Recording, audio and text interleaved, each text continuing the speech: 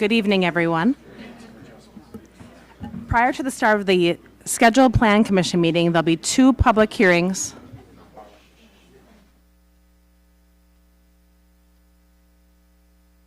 Prior to the start of the scheduled Plan Commission meeting, there'll be two public hearings in front of the Town Plan Commission and a representative of Waukesha County Department of Parks and Land Use, Planning and Zoning Division. The first hearing is at the request of Pewaukee Yacht Club, PYC, to consider amendments to their existing conditional use permit issued by Waukesha County for the redevelopment of the site to include a new yacht club building, drop-off lane, parking area expansion, and access changes. The property is located at N22 W28204 Edgewater Drive, tax key numbers 772-027 and 813-998-001. The second hearing is at the request of the Pewaukee Lake Sailing School, PLSS, to consider a conditional use permit for the redevelopment of the site, including raising the existing residence, construction of a new one-story building with lakeside exposure for sailing school classrooms and boat storage, and pier modifications.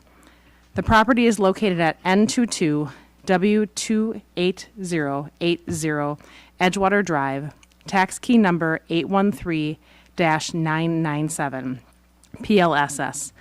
The regularly scheduled Plan Commission meeting will begin immediately following the conclusion of the second public hearing. And we have a report for the start of the public hearing from Waukesha County.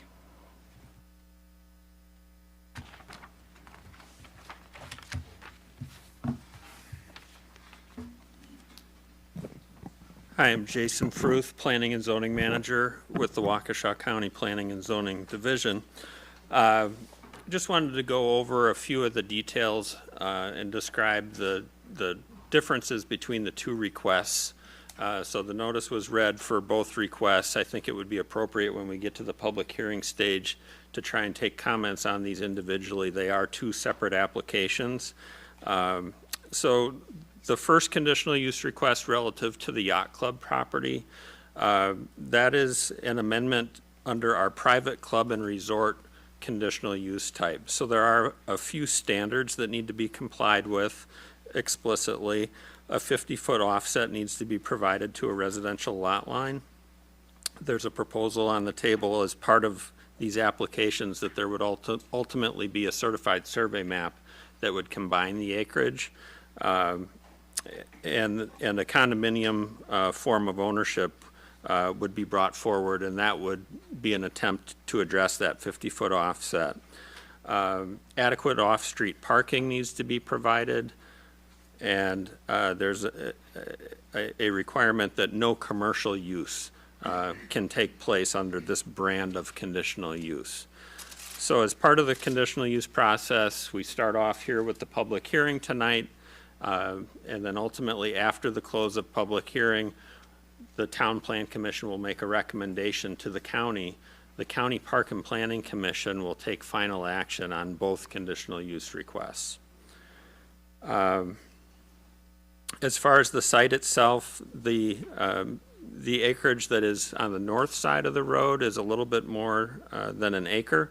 The Yacht Club also controls a couple of parcels to the south of the road.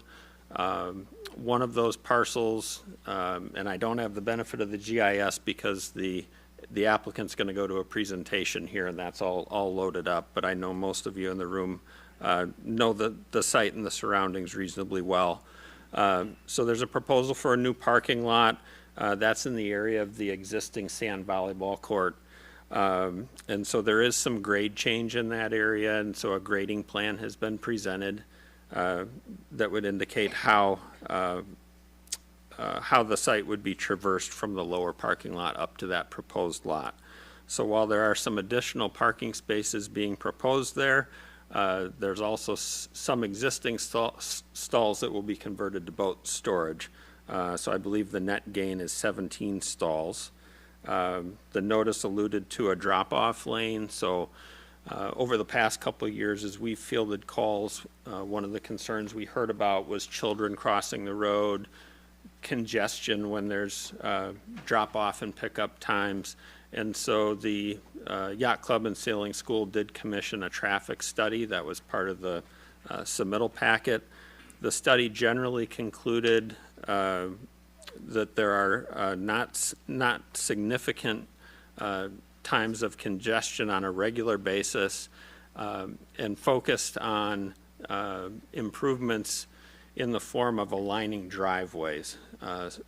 So there's two different launch drives on the north side of the road, and the proposal would bring existing driveways that are currently a bit of a dogleg condition, not aligning directly, and would align those driveways. I'm sure the presentation will show that. There are some changes to the grill area. Right now, the grill area is out near the road. The proposal is to bring the grill area to the east side of a new building. So the first request is for the Yacht Club building to be demolished and replaced with a slightly larger building, a couple thousand square feet larger than the existing. There are a couple of sheds that would go on the property as well. There's a pretty unique condition right now with a bathroom and storage part of the sanitary district building. So the building literally goes across the sanitary district Yacht Club property line. So their proposal is to take off that encroachment, and instead bathrooms will be allocated inside the Yacht Club building. So that new building will include a dining hall, a bar, kitchen, office, bathrooms, and storage. The parking changes that I mentioned will include rain gardens. There are landscape buffers being proposed along the parking lots. Then when we get to the sailing school side of the proposal, next we'll talk more about the landscape buffering being proposed there. An underground fuel tank is proposed. Right now there are a couple above ground tanks that are shielded by dense arborvitae type plantings. So those are kind of the highlights on the physical plans. Just backing up a moment, the land use plan for this area is recreational. The zoning is B1 restricted business district. So the use here dates back 100 years or so. The sailing school use almost 70 years. The conditional use permit for this site originates in the mid to late 1990s. And at that time, I believe the conditional use came forward because of parking changes. And just as far as process tonight, so after I get done with my comments here, we'll let the applicant give a presentation and then open it up to public comment. And then if the Plan Commission has questions, certainly you can ask after the presentation, or if there's anything that needs answering after we get to the end of public comment, perhaps the petitioner group would like to respond. So since we've read the second notice, I think I'll go ahead and just give a brief overview of the sailing school proposal as well. So that parcel is immediately west of the Yacht Club holdings. So currently there's a one-story residence with an exposed lower level. That home would be removed and replaced by a one-story sailing school building. The sailing school building would actually be smaller than that existing residence.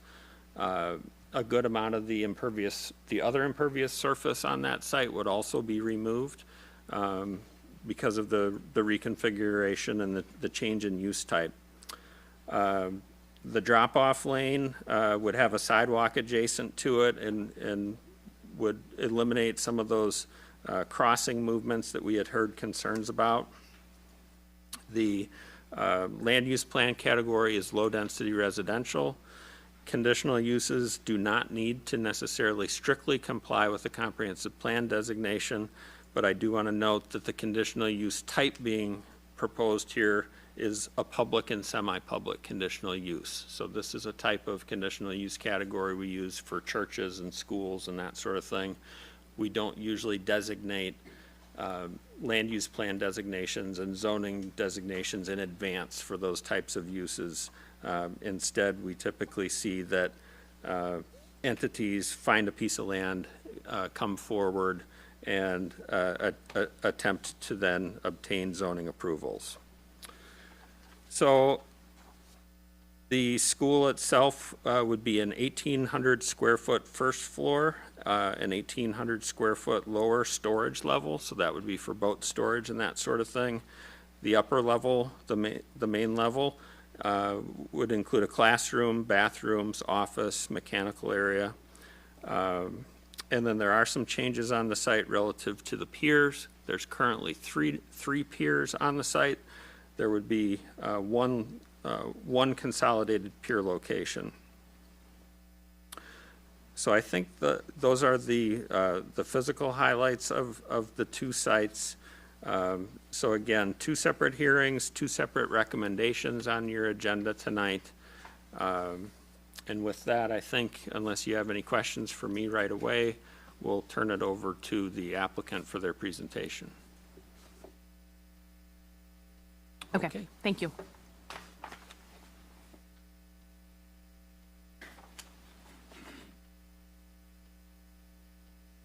Good evening. My name is Pete Feitmeyer. Do I need to give my address or? Yes, please. West 296, North 2977, Franciscan Road, Pewaukee. So before we get rolling, I just wanted to kind of lay the groundwork on how we got here. And then I'm going to ask the two directors of the boards to make a couple of brief comments, and then we'll delve into the PowerPoint.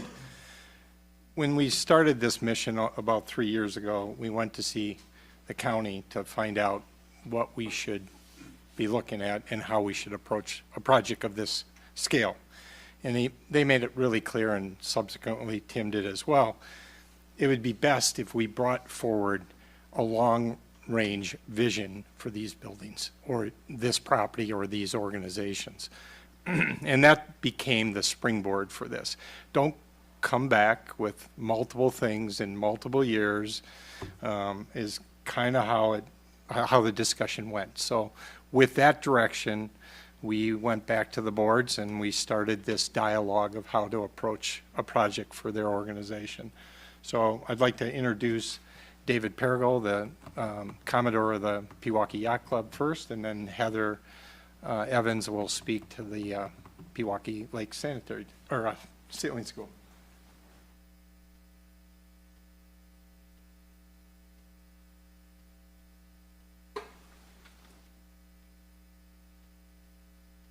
Good evening. My name is David Perigo. I am the Commodore and the Chairman of the Board of the Pewaukee Yacht Club Board of Directors. I have been a member of the Pewaukee Yacht Club for 67 years, and my family has been members of the Pewaukee Yacht Club for well over 100 years. As Pete Feitmeyer just said, tonight you're going to hear us talk a little bit about the history of the PYC and how we use it and what it means to us as individuals and as families. Heather Harkin Evans is going to talk a little bit about the Pewaukee Lake Sailing School. Chris Lieber and Pete Feitmeyer will talk about the building design and footprints and permitting and everything relevant to you folks. And you will also hear from some of our members about how the Yacht Club and the Sailing School have both touched their lives. As Jason just said, the Pewaukee Yacht Club was founded 129 years ago in 1896. We were founded shortly after the town of Delafield went into its very first permanent building in the city of Delafield at the Hawks Inn. So a couple of years after you guys moved into the Hawks Inn, we started the Pewaukee Yacht Club. McKinley was president. The country was on the verge of a significant and serious recession due to bond speculation on railroad projects. There was also health endemic outbreaks. And in that environment, our club opened and somehow managed to thrive. So, as Jason said, Pewaukee Yacht Club's been here 129 years. The sailing school has been here 69 years, and every minute of it has been in the county of Waukesha and in the town of Delafield. We offer recreational sailing to our members. We offer beginning, intermediate, and advanced sailing instruction. That is open to the public, which is a point that's frequently lost. You do not have to be a member of the Pewaukee Yacht Club to learn to sail with the Pewaukee Lake Sailing School. We provide a community service. We provide access to on-the-water instruction for all members of the lake community that choose to join. We have operated under a conditional use permit since the beginning. And we want to share our gratitude to the town of Delafield and to the county of Waukesha for working with us ever since the conditional use permits were used to guide us with our administration, with our hours, with our operations. So we built the building that we're in now in the late 1950s. Why are we doing this now? What are we doing? May I suggest to you that it's not about boats, and it's not about buildings. It's about people. Does anyone here remember the bowling alley up on the hill?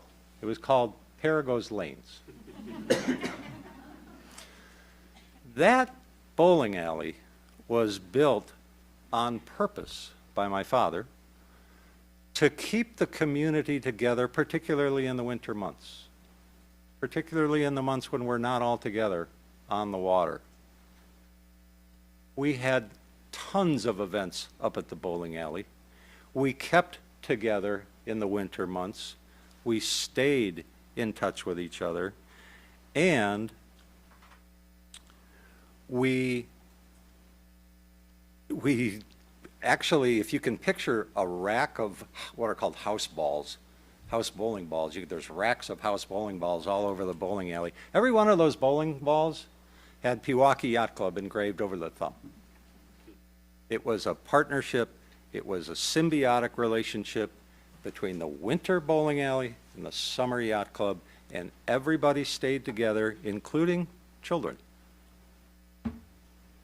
So we're not doing this for buildings, we're not doing this for boats, we're doing this to maintain the community that we've spent the last 129 years trying to develop. The sad reality of our environment on Pewaukee Lake is that it's becoming increasingly difficult to afford to live there. It's becoming increasingly difficult to own a home on the water, to own a boat that you keep in front of your home, and that you can use recreationally, and that you can sail as well.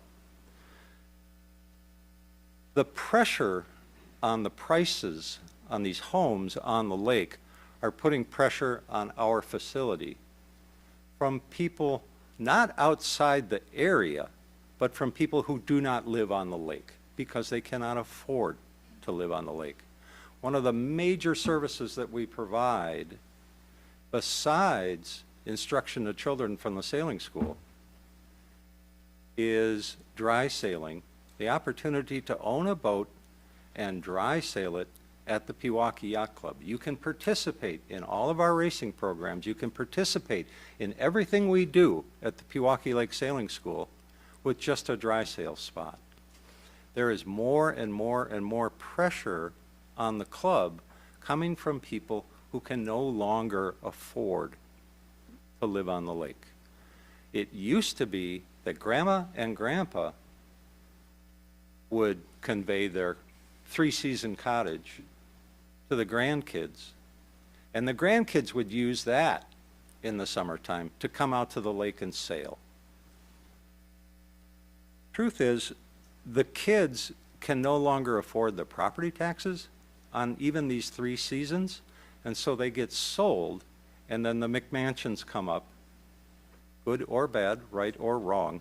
The cottages get replaced by very, very large homes that are outside of the price range of most people in that community.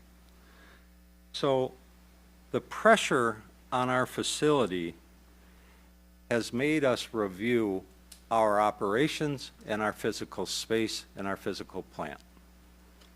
In 2021, at the annual meeting, my board of directors, under Cody Ziegler at that time, commissioned a study from Superior Reserve Engineering and Consulting Company to analyze our existing building around current needs, future needs, current demographics, future demographics, needed repairs, needed space.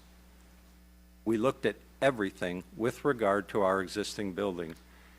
And the conclusion that Superior came up with, and the conclusion that my board agreed with, is that it was not practical financially to remodel the existing facility.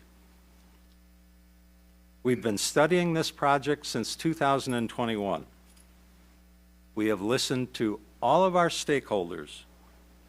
Our stakeholders include our members, the neighbors, the town, the county, the community.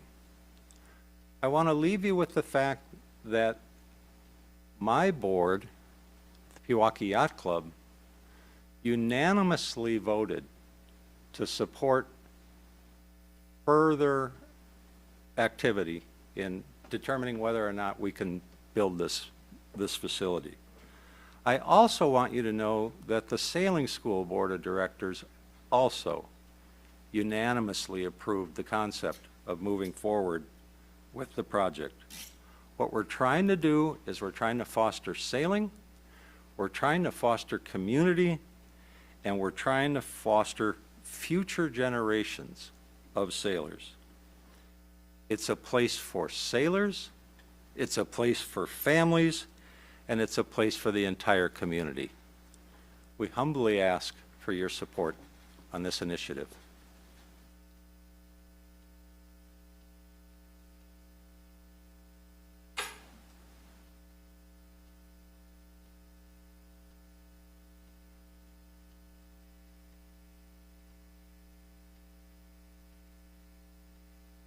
Thank you, Commodore Perigo. Good evening, board and Pewaukee Lake community. My name is Heather Evans. I stand before you as a second-generation member of the Pewaukee Yacht Club. I grew up in the very neighborhood that surrounds the PYC, and my family and I chose to raise our own children in the same neighborhood and be part of this wonderful and unique community. Just as I walked to the PYC and PLSS grounds as a child, so do my own kids today. I learned to sail here, right on Pewaukee Lake, through the Pewaukee Lake Sailing School, and so have my children. Sailing is an activity that my entire family now cherishes and enjoys together. I'm here tonight to express my strong support for the proposed new facility, but more importantly, I'm here to represent the Pewaukee Lake Sailing School. As Vice President of the Pewaukee Lake Sailing School, and on behalf of the PLSS Board, I'm proud to share that the PLSS Board, like David mentioned, is in unanimous favor of this proposal. This project represents a significant step forward for the greater good of both the Pewaukee Yacht Club and the Pewaukee Lake Sailing School, and our entire community. The PYC is unique. It is not a country club, but a volunteer-run organization solely focused on the sport of sailing. It's a testament to our members' dedication. We have a rich legacy, having fostered world-class sailors through our programs. My family has always believed that sailing should be accessible to everyone, and that ethos is at the heart of the Pewaukee Lake Sailing School. The school provides unique opportunities for children, youth, and adults to learn to sail, even if they don't live on the lake or own a boat. Beyond just learning to sail, participants gain invaluable life skills, problem solving, confidence, sportsmanship, integrity, perseverance, teamwork, and critical water safety. Our programs also foster a wonderful sense of camaraderie, build intergenerational friendships, and offer an invaluable benefit of being outdoors and truly unplugged. The proposed facility is more than just a building. It's an investment in the future of these vital community programs. It will allow us to offer even better, safer, and more welcoming environment for all. It will ensure that future generations can continue to benefit from the unique experiences and life lessons that our sailing school provides, just as my family and I have. Thank you for your time and consideration this evening. I'm confident that this project will greatly benefit our community for years to come. Thank you. Thanks, guys. We're going to click through the first couple of slides because that's been hit and get into the meat of the site. So this is the existing site plan that Jason referenced with the octagon-shaped yacht club building and the residential house, and then what the parking lots look like behind. Oh, yeah, thank you. And then the parking lots that are to the south. The next slide takes us to the PYC building. As Jason said, it's about 5,400 square feet currently. New plan takes it to 6,797. That's a combination of the building plus the outdoor grill, which is attached, for a total increase in square footage of the structure of 1,371. The west, well, it's actually not west, but this is the lakeside elevation of the new building that we're proposing. So it's a shingle style structure. It's a single story structure. I think the maximum height of the ridge is just under 30, or right around 30 feet. I think 35 is the max allowed. White trim, classic grids, transom windows, things of that nature. And you'll see this as we click around it is consistent. This is the roadside of the yacht club building. Actually references a little bit of something Jason mentioned, the walkways that'll take you from our parking to the launch ramps, those kind of things. The grill is on the right-hand side, main entry obviously here. This is again the sort of north and south elevations from a construction standpoint, and then the sides of the building. West facing the properties to the west, and east as well. The launch ramp floor plan, as referenced by Jason, you know, a great hall, a bar facility with some storage, a center gallery that takes you into the structure and brings you either left or right into one of the other spaces. Men's and women's room, and then a family bath, ADA accessible structure. Kitchen for prep. We're a volunteer organization, but we do make a fair amount of meals, so that is where that'll happen. Storage, a walk-in cooler, and then the outdoor grill. This is the lakeside elevation of both buildings. The concept here, before we move into the sailing school building, was to make it feel like almost like a boathouse component to the yacht club building itself. So the sailing school building is, as Jason referenced, the current house is 4,300 square feet. The new building is 3,600, 18 below grade at a walkout elevation, and 1,800 on the main, which is a 700 square foot reduction to what is currently there. Street side elevation, with some signage. Again, that shingle-style construction, center entry, handicap or accessible ramp to the entryway. There is on the lakeside, sorry about that, Chris. On the lakeside, there's a large overhead door for storage of some of the boats that are currently on racks in the parking lot. We call them Optimists. They will go in this storage area. And then there's a service door on either side to access that unfinished storage area. So again, each of the elevations, they're facing the club. There is a door and an access point, a second form of escape, if you will, but also what the sailing school director would probably use as their regular pathway into that facility. Storage on the lower level, as we referenced, classroom on the main floor, an office. This is the staircase that I just referenced. 4 bathrooms, a mechanical space, and a little kitchenette for them to, store lunches or prepare anything. As Jason referenced, as a part of the plan, we are adding some parking. We're currently at about 65 stalls total for vehicle. And under this proposal, it takes you to 79 vehicle stalls, maybe 80 if we can squeeze it, and 4 handicap accessibility. So this is our current parking lot. We share a little bit of this for car parking. This will become dry sale. And then this is a 31 stall additional parking lot. The handicap accessibility is right here off of what we would call the west launch ramp, and then 2 stalls also in front of the sailing school building.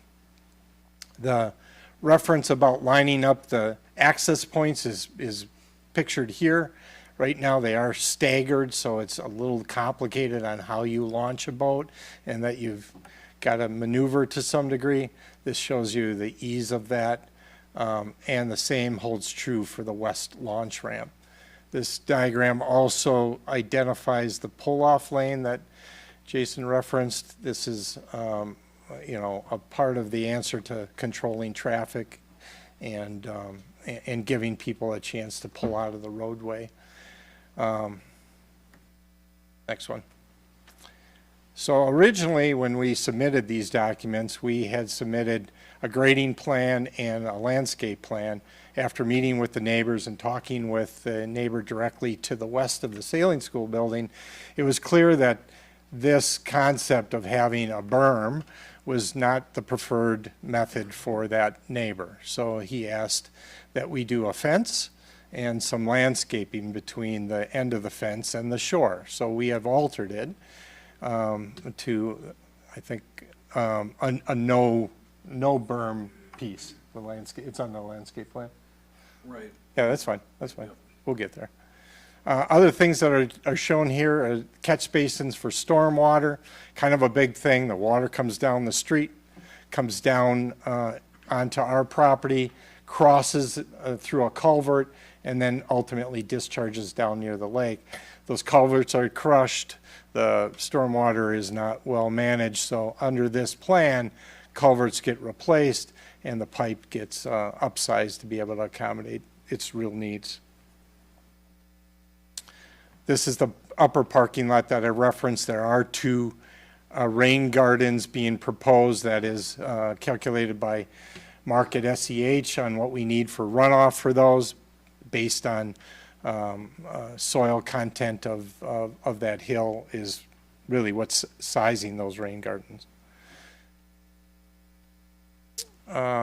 Traffic flow. So, the concept of how this flows in an ideal world is that people would come down the road, they would maybe use this opportunity both ways, either to pull a boat in this way for this launch ramp or this way for this launch ramp, but also guests, dropping off, elderly or items or whatever, me. It's nice to be able to pull out of the main road and exit your vehicle and maybe a sidewalk that would take you into the building. The traffic flows in and out of these parking lots in a pretty controlled way. So this was the landscape, sorry, I was ahead of myself. This was the landscape plan that we originally submitted along with the grading plan for that. It's been altered to reflect this, which is the addition of a fence, kind of a stockade type fence, a solid fence, if you will, so that you can't see through it from the adjoining property. And that fence would also scoot around the properties to the south, which is the parking lot. It picks up again here. And we've added landscape between the end of the fence and the shore to kind of better shield the neighbors to the west from the operations of the club. So those are adjustments that we made after meeting with Brian and talking through a few of his concerns. There's a lighting plan in your package. There is limited lighting on the site as it stands right now. There's a few We Energies poles, one of those down by the lake, which would be removed. And I think there's one up here. There's 2 or 3 at most. Under this plan, there would be a total of 6 that would be downlighting. They're in the package, so it shows you the style of the fixtures. And then there's some Ballard type lighting that would identify the sidewalks and entryways to the ramps and handicap accessibility stalls. The key to that prior picture is that the lighting consultant has determined that the style of the fixtures and the runoff of those fixtures will not exceed the property line in any way, shape, or form. Signage is part of your package.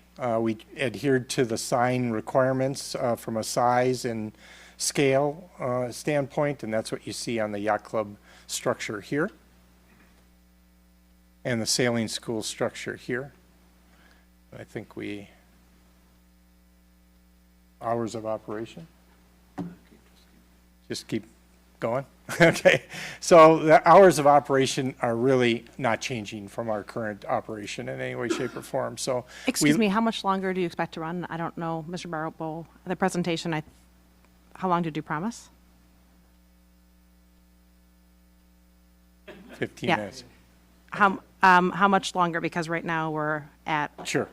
about 30 minutes, and that wasn't my understanding. So Yeah. how much longer do you I can expect to go? click through a couple of these in 2 minutes or less. And then is there anyone else presenting on your behalf? Negative. Okay, thank you. So just point of reference, it's in your packet. Hours of operation for both organizations doesn't change. Sunset Grill, this is in our package because of their hours of operation and some of the music that is associated with their organizations, just so you have that as a point of reference. There's been a number of outreach items to the neighbor. This is kind of the chronology of those contacts, if you will, for your clarification. Out of that outreach to the neighbors, there's been some commentary. I'm sure there'll be some clarification of that in the public hearing aspect. You know, bottom line is we've tried to incorporate some of that feedback in this design in some way, shape, or form through the use of the pickup lane, the traffic study that's a part of your package, the drop-off lane, installing crosswalks to make sure that that's a safe transition between the parking lots and identifying those crosswalks. And then as a part of our package, there was some commentary about the value of their properties being affected. The PLSS hired a independent appraiser, real estate appraiser to establish any impact, and we have that and would like to submit that for your file as well. You know, again, benefits, we can rattle through these real quick, but you've seen them all. We've really covered them all in great detail. That's it. Okay, thank you. Thank you, guys.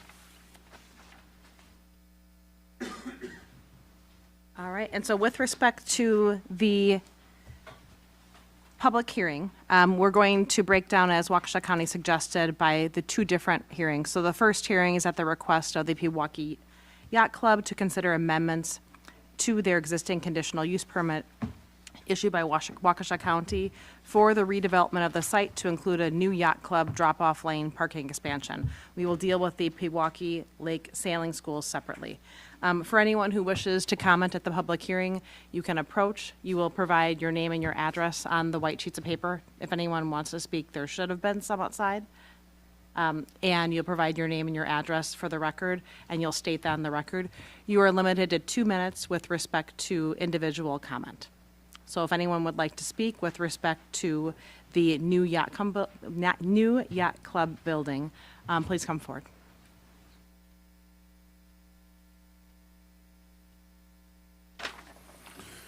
Is this on, or? It is. You can hear me, okay. Typically, I don't need this, but my name's Todd Wozniak. I live at N21W281, Demecki Court. As you drive past the yacht club, there's a court at the end of the street. My wife and I have lived on Demecki Court for 28 years and have actively been involved with the PYC and its members. When we moved in, the club was for sailing on the weekends, some weeknights, regattas throughout the summer, and a small sailing school operation. An occasional wedding or graduation party would be held as well. Because of the age, the facility is in need of attention. We do not object to a new building. However, we do have some major concerns. I think that they brought up some of the concerns they were trying to address as far as safety issues and traffic, things like that. Over the years, foot traffic and parking on the road has become more troublesome and expanded. Sailing school and people unloading and loading kids in the road. This was a small convenience years ago when we moved in, and as much as 10 to 12 years ago, but now it's gotten much worse over the years. As Jason has mentioned, there has been a number of calls regarding that. The club right now is an area at the front door and the side entrance, which allows members to pull off the road to bring in necessary items for lunches, dinners, parties, regattas, but also serves as a drop-off area for elderly members that gets them off of the road. This is completely being eliminated. There is no way for anyone to come in and drop off anyone. It will be in a drop-off lane, which now is just another car, more cars parking alongside the road, people getting out into the road, and then having to walk down steps to get to the front door of the yacht club. This is only going to create more parking, stopping, and actually encouraging more vehicles to use this area, creating more safety issues for people walking in the road. The Sailing School is proposing a new building on the existing residential property just west of them. In the next public hearing, I have asked the yacht club numerous times through discussions with many of the members if they could include the Sailing School in their operation in their new building right now, which is the way it's been for over 100 years, and they do not acknowledge this as an option. If you could conclude your. Okay, we just had a 35-minute, I get it. I hear you. I'll be done real quickly. We do not object to the new building, but we respectfully request you have the yacht club remove this pull-off lane and provide at least an area for PYC drop-offs and elderly members' entrance into the building. Safety is a big issue around here now, and we just feel as though someone's going to get hurt sometime. Thank you. Thank you.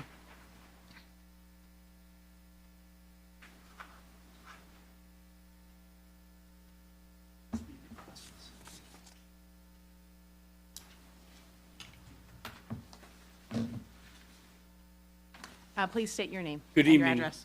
My name is Attorney Tim Andringa. I represent Brian Pollock. I've handed out an information sheet. It indicates that Brian Pollock, where he lives, he is the house directly west of the proposed PLSS. So Mr. Pollock lives next door to the proposed Pewaukee Lake Sailing School. He has no objection to either the Pewaukee Yacht Club or the PLSS improvements. He just has certain conditions that he would like for you to consider. I'm going to say this just once. I'm not going to get up again for the PLSS matter because his main concern is how it's going to overlap and somewhat his privacy. This all relates to his privacy. Initially, we were dealing with a residential property next door to him. We're now basically going to a commercial operation of the sailing school. Again, he has no objection to it, but he wants conditions, and the conditions are, he doesn't want the berm. You now have the revised plan. It's dated June 2nd of this year, basically yesterday. He asked that that landscape plan be the operating plan for landscaping purposes. You saw the fence. He would prefer the fence to go down to the lake. I understand that's not a possibility, but if there is any possibility, and I know we're dealing with the DNR and the county with respect to that, he'd prefer that the fence go down to make sure that people don't come over onto his property. Obviously, the main concern with respect to this is the Pewaukee Yacht Club and all the activities that go on as a social club at the Pewaukee Yacht Club stay there, and that the school be used as a school and not an extension of the Pewaukee Yacht Club social activities. That's his main concern. We don't want storage outside at the PLSS. Basically, you take it out during the day, you bring it back in at night, and we want to keep the outside storage to a minimum as much as possible for as long as possible. Landscaping, again, what I also want is monitoring the landscaping. He wants it to be monitored every year so that you make sure that what they show as the landscaping gets maintained. Same thing with the fence. We'd like review of both activities. Wrap up your Sure. comments, please. Thank you. Review both activities for both the Pewaukee Yacht School, for the Pewaukee Yacht Club and for the sailing school on an annual basis, and make that a condition so that you can address complaints. And I think that carries, again, no spilling over the Pewaukee Yacht Club social activities. Thank you. Thank you.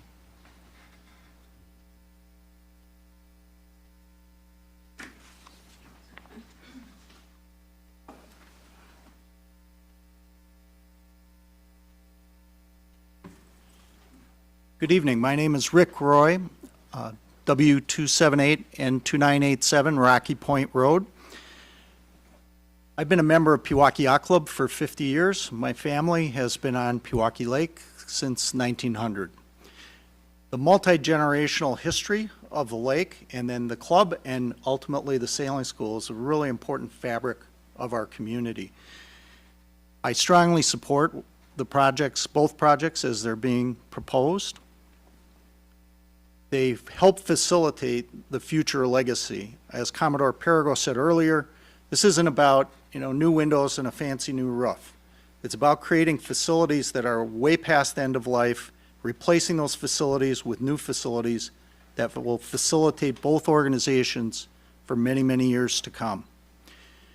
I thank you for the opportunity to speak, and I would just say that I believe the projects as proposed provide a significant aesthetic enhancement to the neighborhood. You've seen the renderings. Compared to the buildings that are there right now, it's a substantial improvement. And I do believe that the lane as designed will actually improve safety on the road, especially for pickup and drop-off. So thank you for your time and your consideration. Thank you.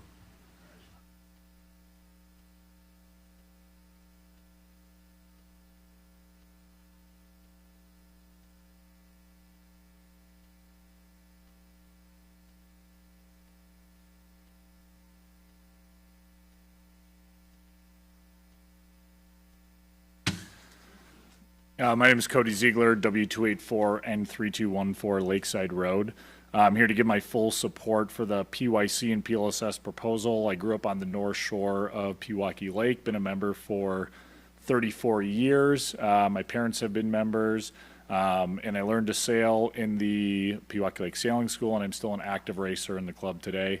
I met some of my best friends through the yacht club and the sailing school growing up, and they're still some of the best friends that I have today.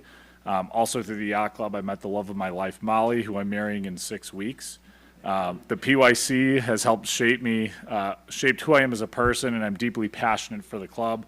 As my friends' families grow within the PYC, and hopefully soon, Terry, my family grows within the PYC, I'm committed to not only honoring the legacy, but also enhancing it. I have a career in commercial real estate, and I'm committed to the success of many communities across southeastern Wisconsin. My commitment to bettering communities extends beyond my professional life. I volunteer for Waukesha County Land Conservancy's Land Acquisition Committee, and I've served as a private sector advisor for master plans in downtown West Bend and South Milwaukee. When I became Commodore in 2023, one of my goals was to execute a master plan for the PYC and PLSS, since we still are, non-conforming, inefficient, and hodgepodge from different land acquisitions from the 1950s to today, and the clubhouse and grounds are functionally obsolete. With my real estate and master planning experience, I know what makes communities thrive, and the PYC and PLSS have that factor that make our area desirable. As lake homes face challenges in accessibility, the PYC and PLSS are dedicated to investing in a plan that enhances access and enjoyment for families whether they live on the lake or not. This plan aims to improve the functionality of our club and school, creating a safer, more beautiful environment that will benefit the community for generations to come. I also want to make a point on the sailing school-owned lot that is deed restricted, and any sale of that lot would go towards a benefit to a school that's out east. So the sailing school really has no interest in selling that, and it was donated as a gift to be used as a sailing school. Thank you. Thank you.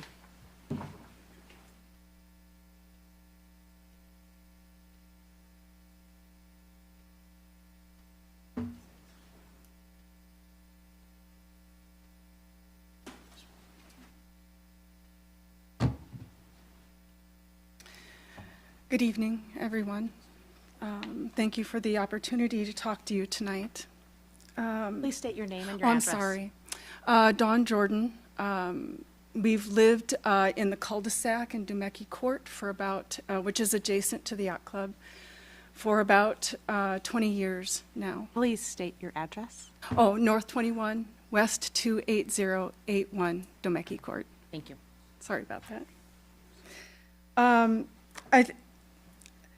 I think you've heard concerns about the congestion with this access road, which is basically a small road that abruptly dead ends at the end of maybe 3 or 4 houses, right at the end of the block. And then there's a left turn into Dumeki Court, which again is not sort of a typical cul-de-sac. It looks more like, again, like a service road. And so I think the concern again is a lot of the congestion that comes with some of the large events that go on. We do consider the yacht club and members of the yacht club to be our neighbors, most certainly, and don't object to having a new building going up. They clearly need one, want one, and I think in some ways would really improve the neighborhood. But it's the inclusion of the sailing school with a new building to the, next door to it that I think is of great concern. And even with acknowledging the pull-off that they've designed, which is an effort to address some of those safety concerns and congestion concerns, remember that there is only one access to the cul-de-sac, or to going out of the cul-de-sac and back out onto the main road again, which is between SS and Edgewater. We don't have an option to go out any other way. And so we have on occasion had incidences where the congestion has caused some, backup. We're not able to get out of the cul-de-sac or into the cul-de-sac when we're coming and going on a weekend, on a busy weekend, for instance. So I am aware that there's extra parking going in, and that was to be to address some of those issues of extra traffic and congestion. I do have some concerns because it's going, from what I understand, it's going up on top of the hill, and I have some concerns about privacy. If you could wrap up your comments, please. Okay. Thank you. We do live right next to their parking lot, essentially. There's a small lot between us and them, and I have some privacy concerns. So, and maybe I can work that out later with them. So, thank you. Thank you.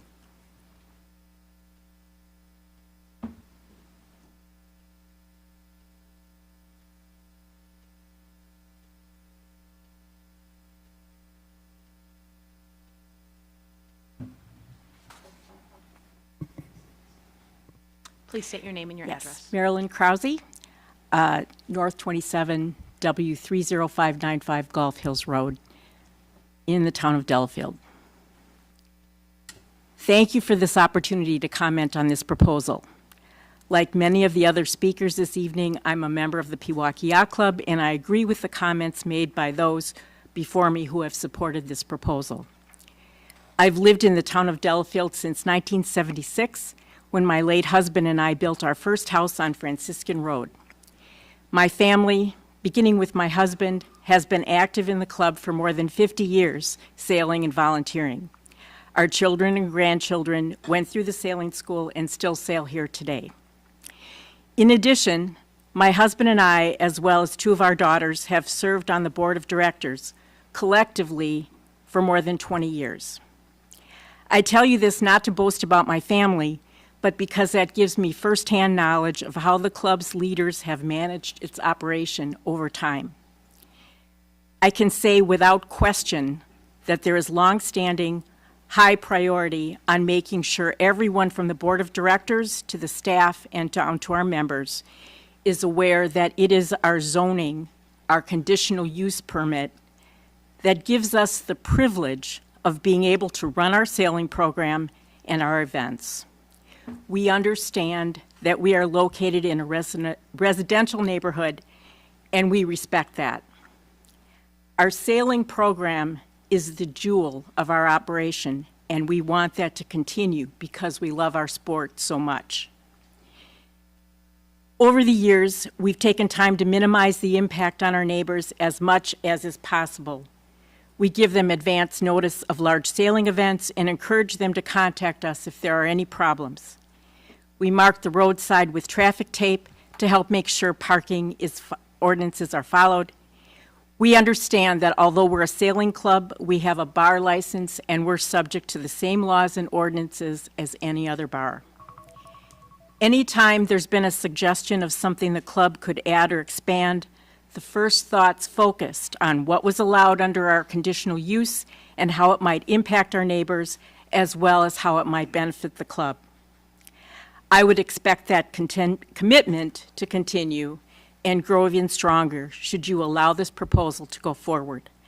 I respectfully urge you to recommend approval. Thank you again for your time. Thank you.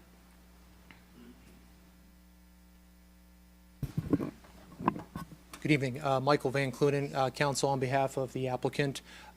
Just for the sake of everybody's time here, I don't want to take up anybody's time as well if you'd like to make a comment, but perhaps we could do a show of hands of everybody that is in support of this project to help make this this hearing go a little bit more efficiently for everybody involved. Certainly, if someone wants to speak up in support on a specific a detail with regard to this project, we're in favor of that.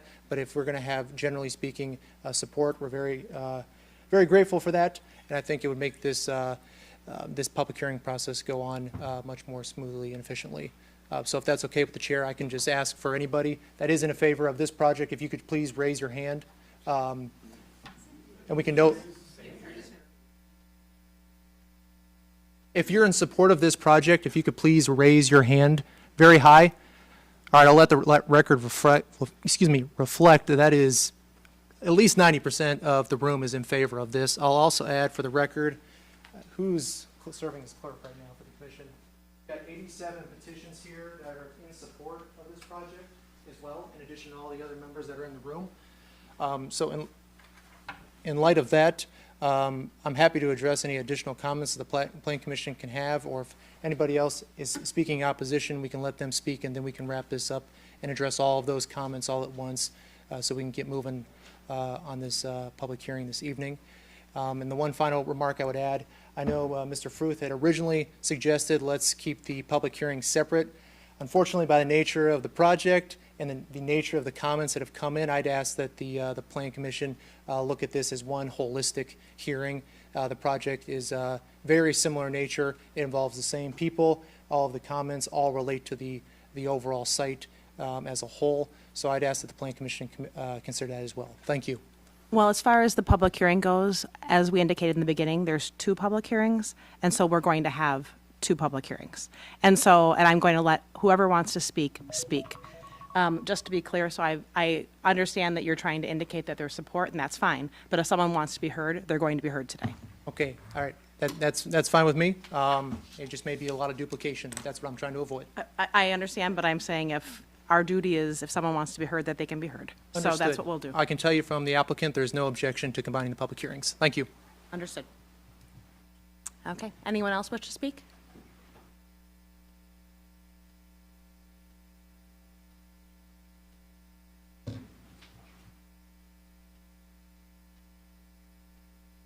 Hi, my name's Art Schuber, St. Anthony on the Lake Parish. I'm here representing the entire leadership of the St. Anthony on the Lake Parish, Pewaukee 530, Wisconsin. Just want to voice, as the largest neighbor to the north or to the south, our support for this program. We have worked with the Pewaukee Lake Yacht Club and Sailing Club over the years. We've had a long history. We came into existence about the buildings about the same time. They have been supportive of everything we have done, and we have been supportive of what they have done in the past. If you take a look at any of their races, we've offered our facilities for parking, and we've tried to help them mitigate some of the issues that have came from time to time. They have been very supportive with us during those times, making sure they worked with us for our mass schedules. So we feel that this is something that would benefit the community.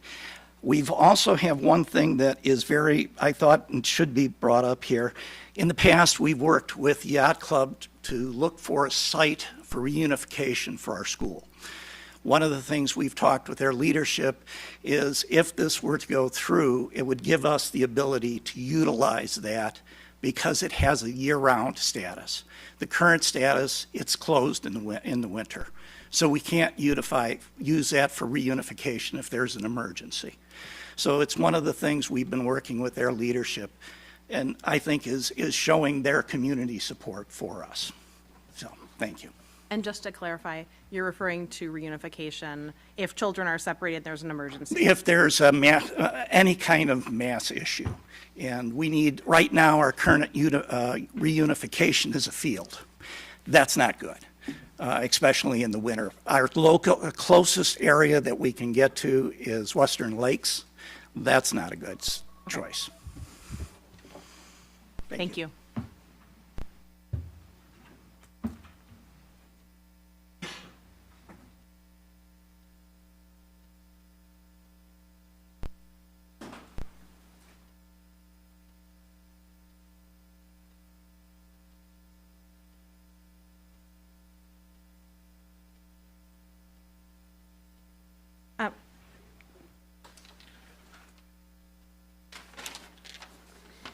Hi, my name is Kim Tornell, W283 and 2141 Beach Road, Pewaukee. I'm a current PYC member. I am a current PLSS past parent. My kids were coaches of the sailing school. I was a coach of the sailing school. I was on the board of the sailing school. I'm now on the board of the yacht club. My husband's family is a fifth generation inland sailor. And sailing school and our yacht club are so important to the wider community, not just the people that are in it right now. It's all the kids who need to get out on the lake and learn the wins and losses of life. You have kids that are 12 years old sailing against their grandparents on the same race course. I mean, where do you get that family connection? Girls and boys sailing together. It's just so humbling. We had a gentleman a couple years ago, 75 years old, won our season and beat all those whippersnappers. It was just wonderful. So, I just want to say we've had incredible volunteerism over the past 3 years trying to figure out what is best for not only like our sailing school and our yacht club, but the larger community, and making sure we are here to serve the larger community. So it's really important, and I just thank you for letting us be here, and I hope you support our project. Thank you. Thank you. Actually, I have a question. Madam Clerk, Is there a way with the air conditioning? I don't want to sweat these folks out of here. And so, okay, yeah, we don't know, okay. All right, we're going to. 64. It's set to 64, sorry. Okay, all right, next. Yeah, no, it's just getting a little toasty, and I don't want these folks to.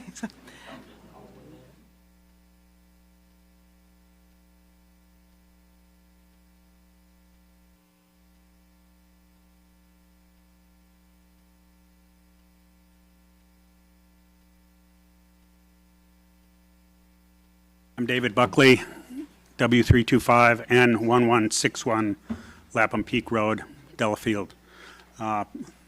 PYC member, family since 1959. So we've learned a little bit in 66 years of being a member of the club. Past student of the PLSS, also graduate. I want you to know that what things I've learned from the PLSS are life-changing. And what I mean by that is I learned sportsmanship, I learned how to play fair, I learned how to be competitive, I learned how to be humble, and most importantly, I learned how to be a good competitor and also a champion, not only in sailing, but in business and in friendships. And this was all a part of the upbringing that I had at the PLSS. That is something that you just don't get at a public school where I went. I want you to know that the friends that I have made are lifelong friends from 1966 when I went to school at PLSS. They're friends today. They're friends in business, and they're true friends. And this is the type of community that the PYC and the PLSS has put together over all those years of 129 years. I was there in 1966 when the building was raised and put up as it looks like today. I was there in 1959 when there was nothing but a concrete pad and a open air building. That was the PYC. It's come a long way, baby, in the words of Louis Auer, who was the first Commodore of the Pewaukee Yacht Club. I seriously support this endeavor, and I look for your support going forward. Thank you. Thank you, sir.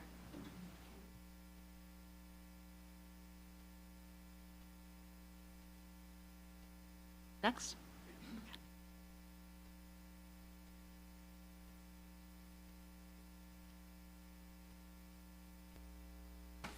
Good evening. My name is Bill Goggins. I'm a resident of Delafield, W285 North 2050 Lewis Court.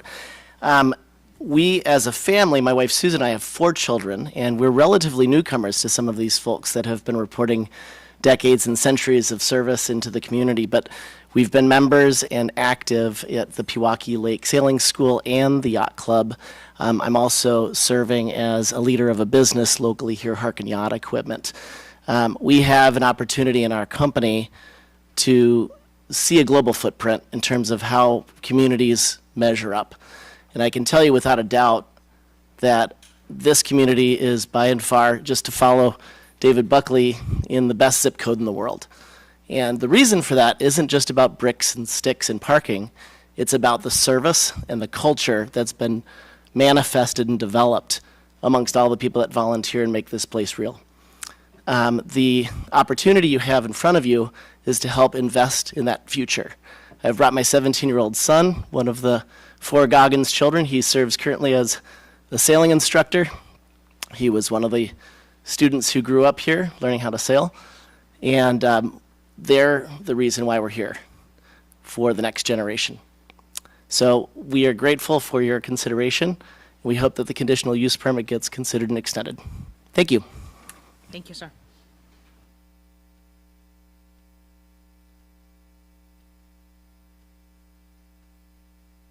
Next.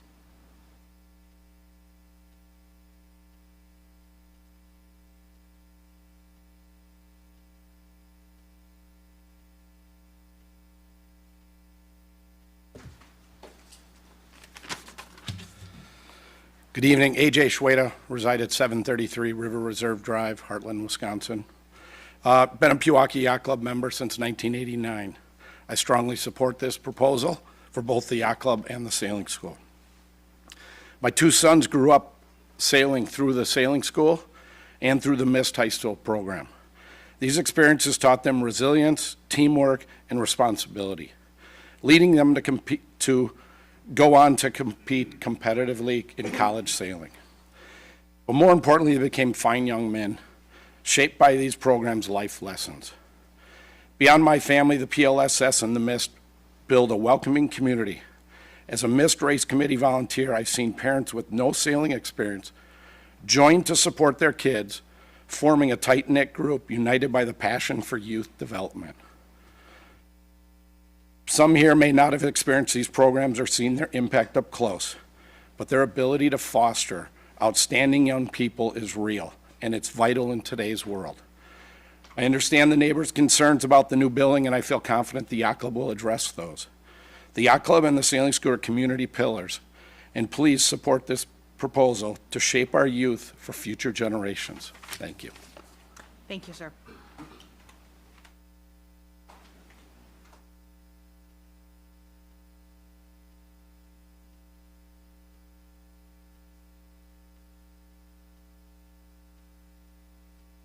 Good evening. Charlotte Peterson, West 283, North 2283 Beach Park Circle, which is right around the corner from the Yacht Club, about as close as you can get. I've been a member of the Yacht Club for about 12 years and served on the board of directors for 6 of those years. The thing that strikes me is the misnomer of calling this the Pewaukee Yacht Club. That sets the wrong tone. This is truly a sailing club. And what I mean by that is we don't have tennis courts or swimming pools or debutante balls or fishing boats leaving the dock at the crack of dawn. We don't even have diesel fuel available. What we do have is sailing. We exist to support sailing. That's it. Full stop. Period. Sailors at any age are taught to respect each other and the rules. And our rules are simple. Sail fairly. Don't crash into each other. Be a good steward of the environment. Respect each other. Clean up after yourselves. In our sport, we are self-governing and understand that we are here to support each other, whether competing on the race course or simply enjoying the beauty that comes from being moved by the wind. In short, I can't think of better neighbors to have. I've been a member of many clubs, not just here in Wisconsin, many yacht clubs, not just in Wisconsin, but in Florida and in California.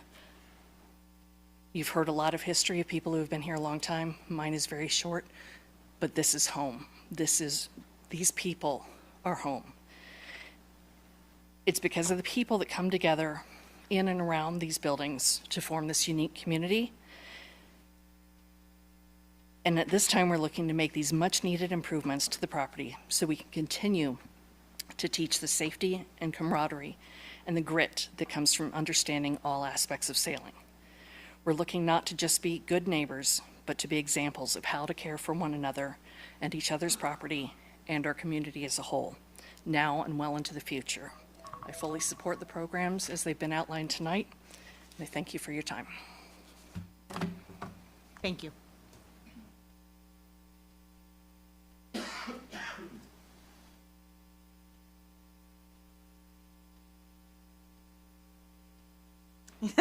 Yeah, sounds good. You'll be timed. If you hit 2 on the head, you get an award. Chris Odell, 1512 Turnberry Circle, Oconomowoc.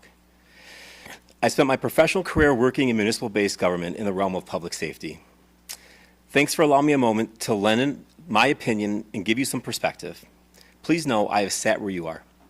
I've had to lend votes and opinions across many large issues, so I know how impactful these decisions can be. From my experience, when I'm asked to make decisions like this, I tend to evaluate them through 2 key components. First being, will this place a strain on our community resources? And the second, will this serve the public good? This I view as a pure play project. There's no ask of TIF money. There's no ask of any involvement financially from the municipal, state, or local governments. This is completely self-funded, yet provides completely open and public programming. As a matter of fact, it's the opposite of strain. I view it truly as a net benefit. As you might know, our local fire department and law enforcement agencies utilize our launch in the event of emergencies on the lake. With these new launch modifications, this will provide a more direct and expedited means of ingress and egress while launching rescue equipment.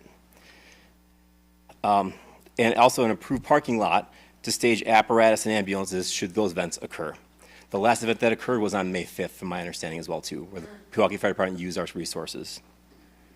Several of us have personal relationships with the Waukesha County Sheriff's Department as well, and they know that we are here to support them, from something as simple as reunification from water-based related issues, or truly a safe harbor in the event of bad weather. We are here for them as they are here for us. We have a collaboration with the Western Lakes, Lake Country, and Pewaukee Fire Departments, where we collaborate and teach and learn CPR, first aid, Narcan administration, epinephrine, stop the bleed training, and they have been an invaluable resource to us and for both our sailors, our instructors from the schools, and also from the employees of the PYC. I truly hope you allow us the opportunity to update our aging and, in some cases, obsolete infrastructure, and continue to learn, educate, and collaborate with our citizens and government partners in the future. I lied, I'm sorry. You did. You tried. All right. Very close. Thank you. All right, next.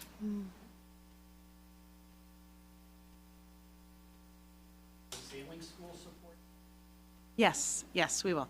And so that will be, hearing number 1 is on the yacht club, hearing number 2, sailing school. And so then, and also I just want to note, if there's someone who wants to speak again, for example, sir, if you wanted to finish and talk about the sailing school, you could. And so if there's the additional opportunity. I know some of you may not feel the need to be heard again because you've already spoken on it. And we've, obviously, everyone in the room has heard you, but the answer is yes. And the question, in case you didn't hear it, is if we're going to a second portion on the sailing school. Okay, next person.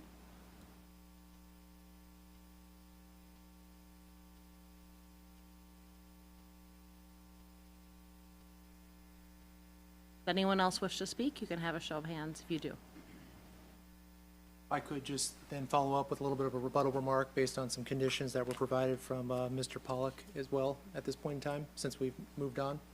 Well, just have a seat for a second, and then I'll let you know when it's, I'm just making sure we're good. Yeah, no, absolutely. Thank you. And so, with respect to any concerns, Mr. Barbeau, I don't know if we can address it with respect to any of the questions. The ones that I heard were the fence to the lake, the safety, and the traffic. Okay, and so we'll address that. Unless you have a question. No, and at this point. And so, with respect to the public hearing, does anyone have any questions for the Lake Club that they have answered right now?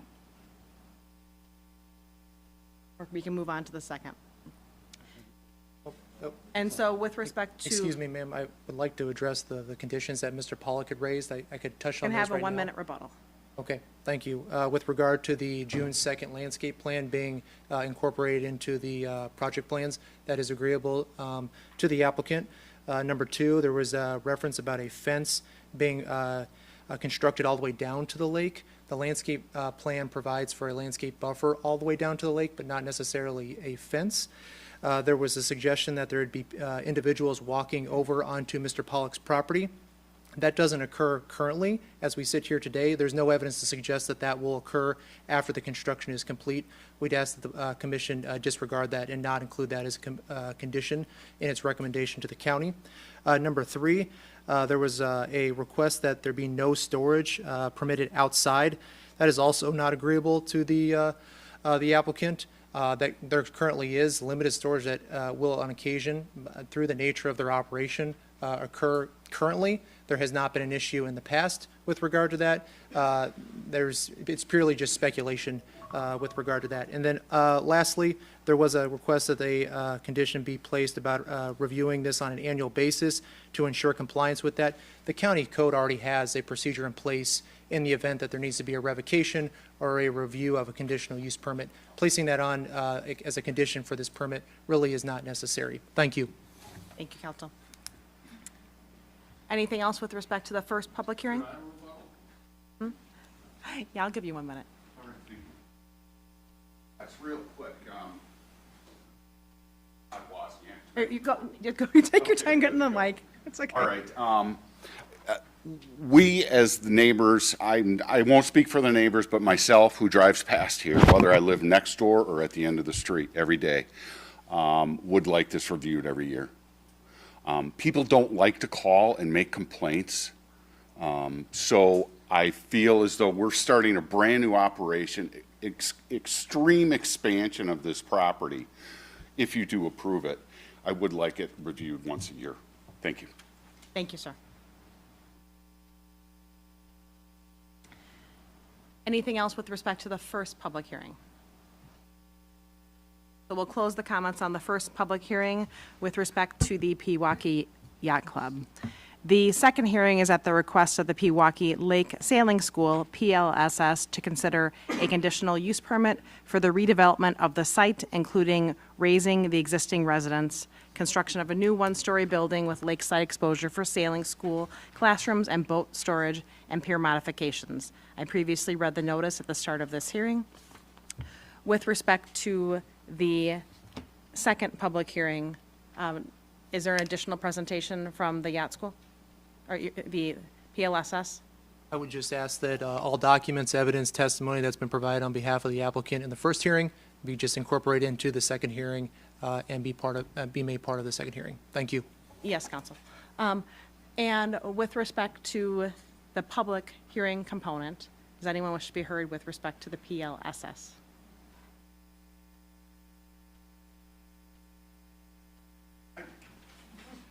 Take your time. You're good.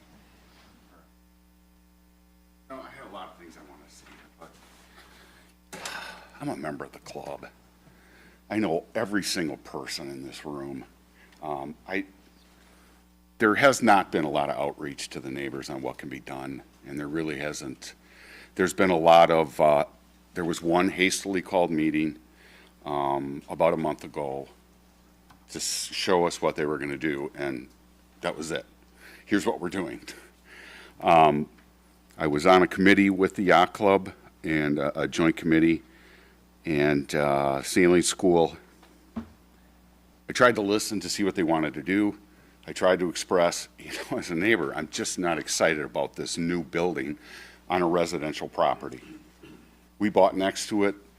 The sailing school was approximately 20 to 25 students, 3 days a week, in the morning and in the afternoon.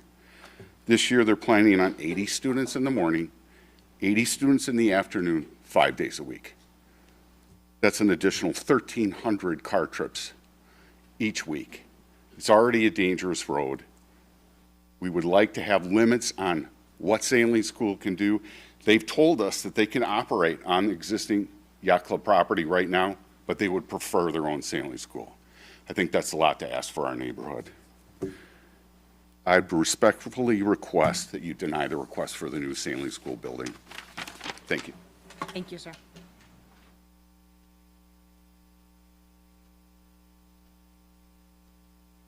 Next.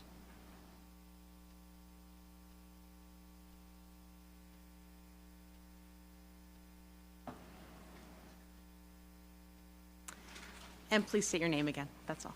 Dawn Jordan. And my address again? No, you're good. Okay. That's a surprise to me because, as Todd said, we are coming into this whole process just maybe a month ago at most, and didn't fully understand that we knew that there would be a lot more going on with this new addition going on, but not to that extent with that many students 5 days a week. Please remember that this is really a small access road, and people are going to be, instead of dead-ending, 4 or 5 houses down at the end of the road, they're going to be turning around in a cul-de-sac, which has no curbs. It's smaller than the usual cul-de-sac. It will be very busy, very congested, and I would like to reinforce what Todd asked, which is to have this reviewed if it does pass, which I think with conditions, I would like to see some conditions on that, to have it reviewed once a year. Thank you. Thank you, ma'am.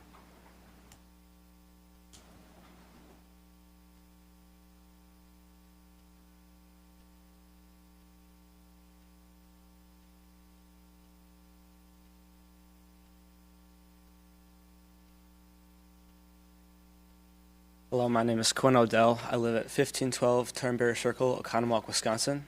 I've been a member for the PYC for many years and also involved with the PLSS. I've learned how to sail there, and sailing is one of the biggest parts of my life. I love it, and it's basically like all I do in the summer. And I would like to talk about this as a coach, on a coach standpoint, because I coach kids there, and sometimes I can feel like our current infrastructure can pose challenges, and I feel like some new improvements could make huge benefits in our learning and the safety of our kids.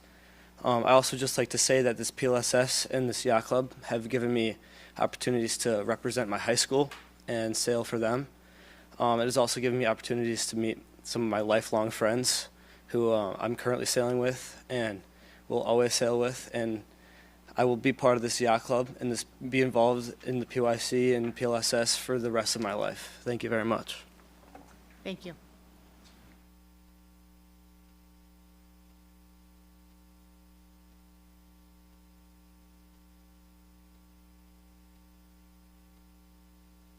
Zach Asen, 3785 North 97th Place, Milwaukee, Wisconsin, 53222. Good evening. Thank you for your time. My name is Zach Asen. I'm up here as a coach for the Milwaukee Youth Sailing Team, but also a former athlete. The Milwaukee Youth Sailing Team is a high school sailing program that serves about 60 students each spring and fall, drawing from over 11 schools across Wisconsin. These schools span from South Milwaukee to the west side of Madison. We work with all types of sailors, beginners, experienced, and those with special needs. We've had college All-Americans and community leaders come through our program. What truly sets MIST apart is the culture. PYC, PLSS, and MIST create a safe, welcoming space where students form lasting friendships and develop critical life skills. These life skills, leadership, problem solving, adaptability, and teamwork. These skills go far beyond the race course. We are the first out in the spring, the last in the fall, rain, snow, and shine. We leave our spaces better than we left them, and always with a smile on our faces. In the last 8 years, I've lived on 2 continents, moved across 4 states, and served 2 deployments in the United States Navy. Ironically, my greatest successes in the Navy came directly from these lessons I've learned, not my sailing skills. These lessons from MIST, teamwork, resilience, the ability to lead under pressure. Supporting a sailing school isn't just about building sailors, it's about building great people. This program changes lives, and these new buildings will help us positively impact and keep growing these great athletes. Thank you very much. Thank you.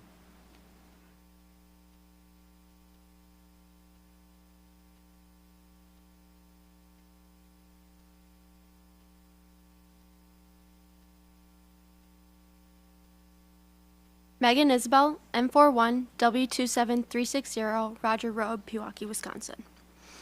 Hello, my name is Megan Isbell, and I'm proud to be a part of the sailing community, both as an active member at the Pewaukee Yacht Club and as an instructor at the Pewaukee Lake Sailing School. Today, I want to focus on what it means to be a PLSS instructor and why this program is so meaningful, not just to me, but to all the past and current instructors, including our youth. I remember my early summers in the PLSS program surrounded by passionate instructors who did everything they could to share their knowledge and love for sailing. Their energy was contagious, and I couldn't wait for the day when I'd be experienced enough to do the same. Now that dream has come full circle. I work alongside a team of skilled instructors who bring that same enthusiasm and commitment, not just to sailing, but to the kids we teach. I can honestly say I love my job, not just because PLSS is so well run, but because I get to see our efforts come to life. Watching these kids we've worked closely with grow, improve, and succeed, it's like having a proud parent moment over and over again. Every small win, every breakthrough, and every milestone is a reason to celebrate. I've now reached the point where some of the kids I once taught are competing against me in club races. Knowing I helped spark their sailing journey and now getting to see them thrive and compete against me on the water is truly rewarding. I can speak for all instructors when I say we love this program. We love what we do, and we're proud to pass our love, dedication, and passion onto every sailor who comes through PLSS. It is more than just a sailing program. It is a community that builds unforgettable memories and inspires lifelong love for the support. I want you to keep in mind that this remodel is not only for our current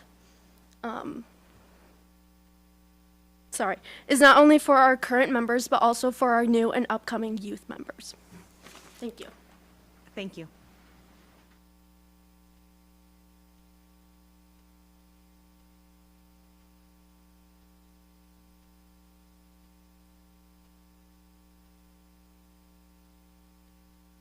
Hi, good evening. My name is Kathy Kiss. I live at West 278 North 2935 Rocky Point Road. I come to you as a mom of competitors, and I'm here to support the development of the Pewaukee Lake Sailing School. I have a short statement here. My time starts. As a mom, I want to share how the sailing school and the MISS program, specifically including the sailing school, has changed the lives of my children and why it offers opportunities to communities and families locally and even from areas extending from Milwaukee to Madison. I have 3 children, all who have been students, coaches, and participate in the high school sailing program. All 3. It's amazing. But they are different. Anyway, but they do participate in the same sport. When my kids first joined the program, they didn't know how to sail, but they found more than just wind and water. They found responsibility because once you're on the lake, you kind of have to figure a lot of things out. You have to rig your boat, manage dynamic conditions, work with teammates and coaches, and communicate with younger kids as a coach and parents.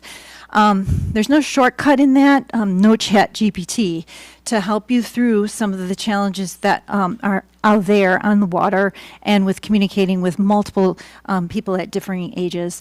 This experience built a kind of maturity, a confidence, and developed communication and leadership skills, all wonderful life skills.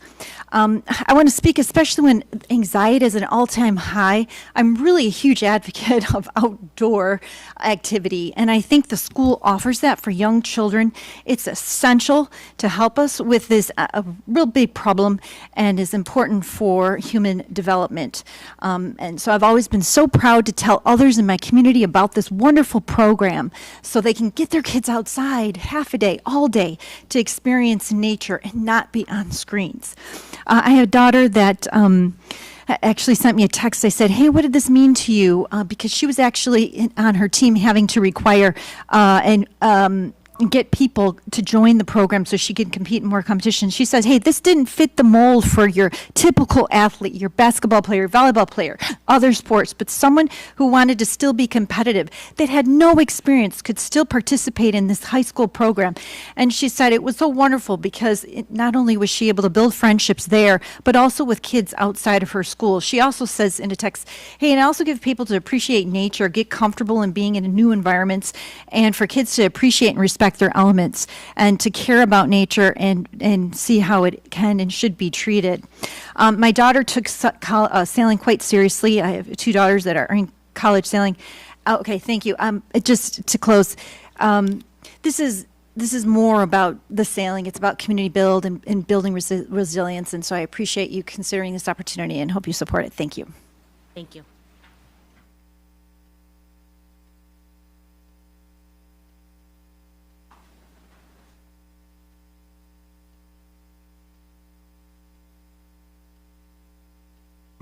Sophia Zaleski, 955 Bartlett Drive, Oconomowoc.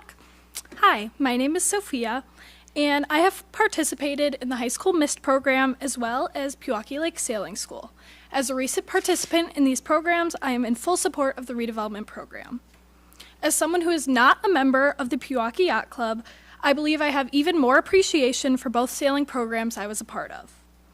When I was invited to sail for a summer through friends, I didn't know how much sure, sounds fun, would impact my life. Because of one conversation, numerous doors have been opened up to me. Not just a new sport, but wonderful memories, CPR training, babysitting jobs, friends, sportsmanship, connections, teamwork, a real community. I was never looked at differently for not being a member of the yacht club, whether it be at missed events, Pewaukee Lake Sailing School, or other time spent on site. As I continue to tag along with friends to events, I continue to be welcomed in. The PYC is not just a place for members, it is a place for sailors of all skill level and experience to find community in sailing. I am in full support of this project as the new facility will be a great addition to the entire community to endorse more wonderful experiences like mine. Thank you so much for your time. Thank you.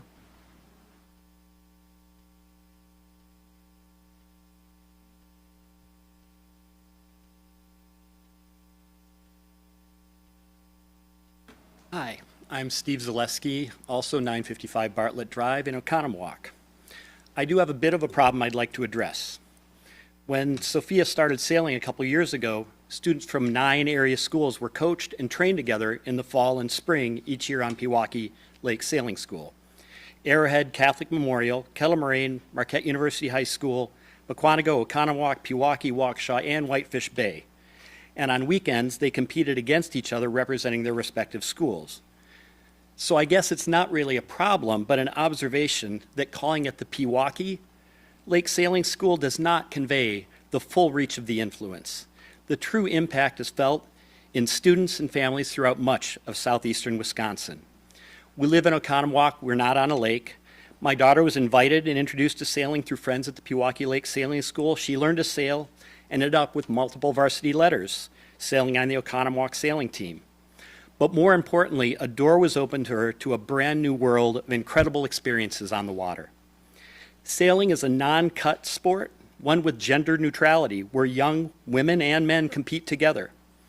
As a parent, any activity that gets the kids outside in the fresh air and requires them to put down their cell phone, in this case at the risk of it going overboard, is a huge win. I want to extend my thanks to both the Pewaukee Lake Sailing School and the Pewaukee Yacht Club community in giving my daughter this lifelong gift of sailing. They have truly exceeded all expectations in developing youth sailing, and their impact is felt way beyond Pewaukee Lake. Please support them in continuing their mission through approving this expansion project. Thank you.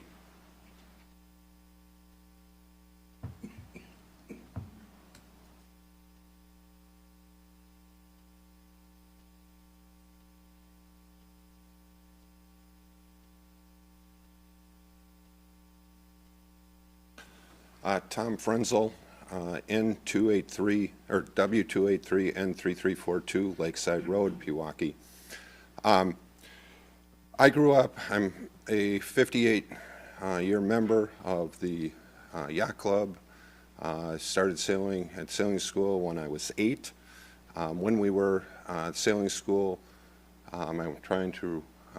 we had 56 boats out there, so over 100 students, and there were 5 days of sailing, both Monday, Tuesday, Wednesday, Thursday, and Friday. So, and that was back in 1975. So, for more than 50 years, it has been a 5-day program.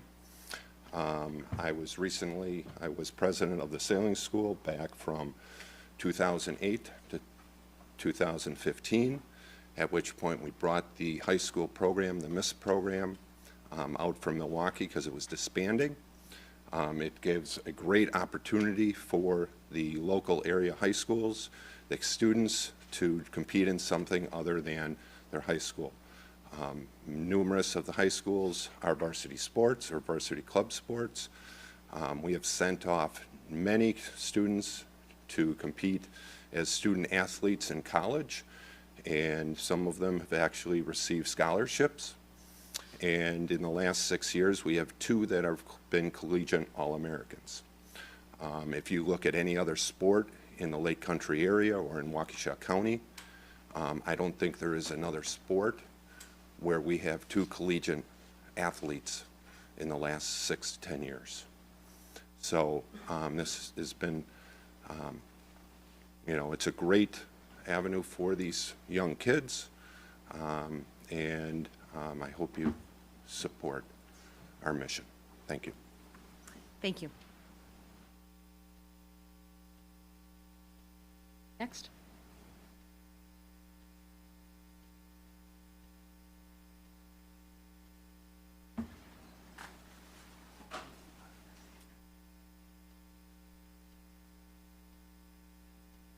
Hello, my name is Jack Goggins. I reside at W285 and 2050 Lewis Court, and I just kind of wanted to give my perspective on the Pewaukee Yacht Club and the Pewaukee Lake Sailing School as well. I've seen all aspects of the yacht club, whether it's regattas, weekend races, twilight races, sailing school, mist, all of it. And I can just say that it's the most welcoming community I've ever been a part of. I participated myself in mist, and I still do, and I'm currently a coach for the Pewaukee Lake Sailing School. And I've sailed in almost every fleet on the lake, and I could say that sailing's a sport like no other. No matter where you go, where there's water, you can find some sort of sailing, and I just think that's the coolest part of our yacht club, is that it's welcoming, and everyone is willing to help each other. And thank you. Thank you.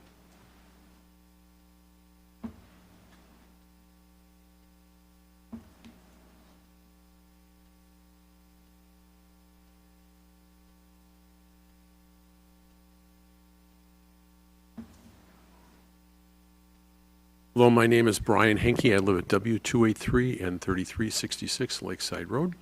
At age 11, my parents rented a small cottage on Pewaukee Lake for the summer, and they enrolled me in sailing school. The next 4 years, I learned to love the sport of sailing, the love of the water, the responsibility, I gotta put on my glasses.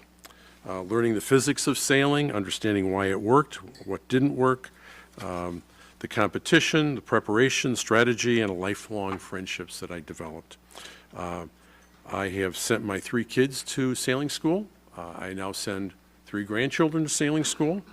My career and my opportunities set my career in place, my schooling, I should say, in my career, put me in not a job selection, but what I had to choose from, and what I chose is live on Pewaukee Lake. And Pewaukee Lake, I lived there because for now 45 years I paid taxes to the town of Delafield because I love the lake. I love what the lake represents, and I think they said it. It isn't just a school. It really teaches kids about life. It's about fair play. It's wonderful lessons, and that's why I want my kids to see it. That's why I want my grandchildren to see it.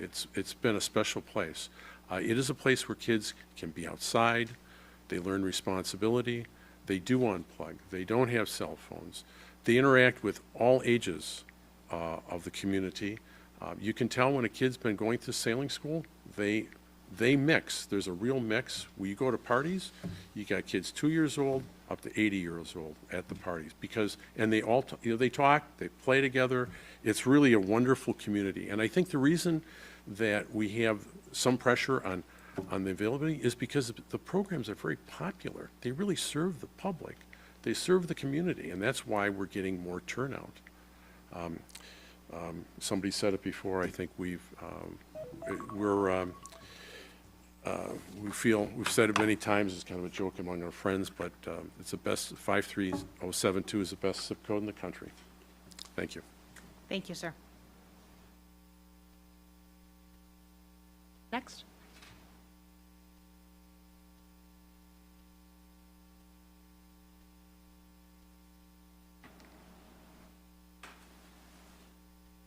Cody Ziegler. I provided my address previously. Do you need it again?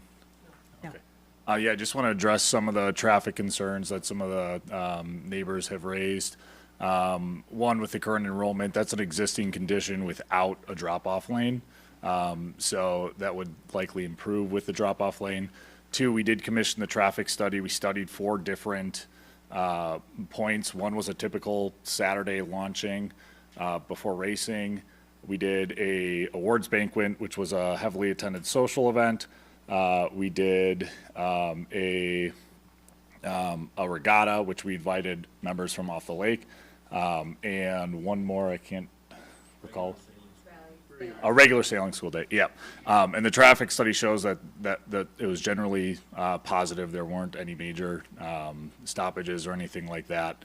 And I believe the grade was an A or a B. That was anticipated to remain the same with the drop-off lane. 2, it's not 1,300 cars a year. We do have a lot of PLSS families that live on the lake. Same thing goes for PYC. A lot of kids come by boat that's not coming by car. Thank you. Thank you.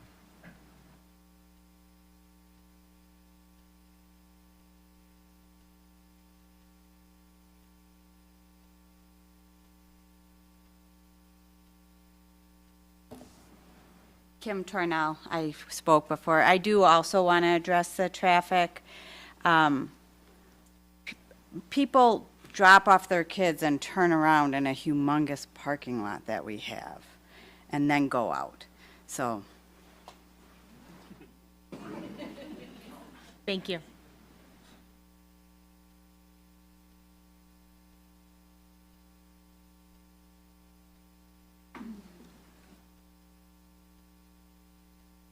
Dawn Jordan again.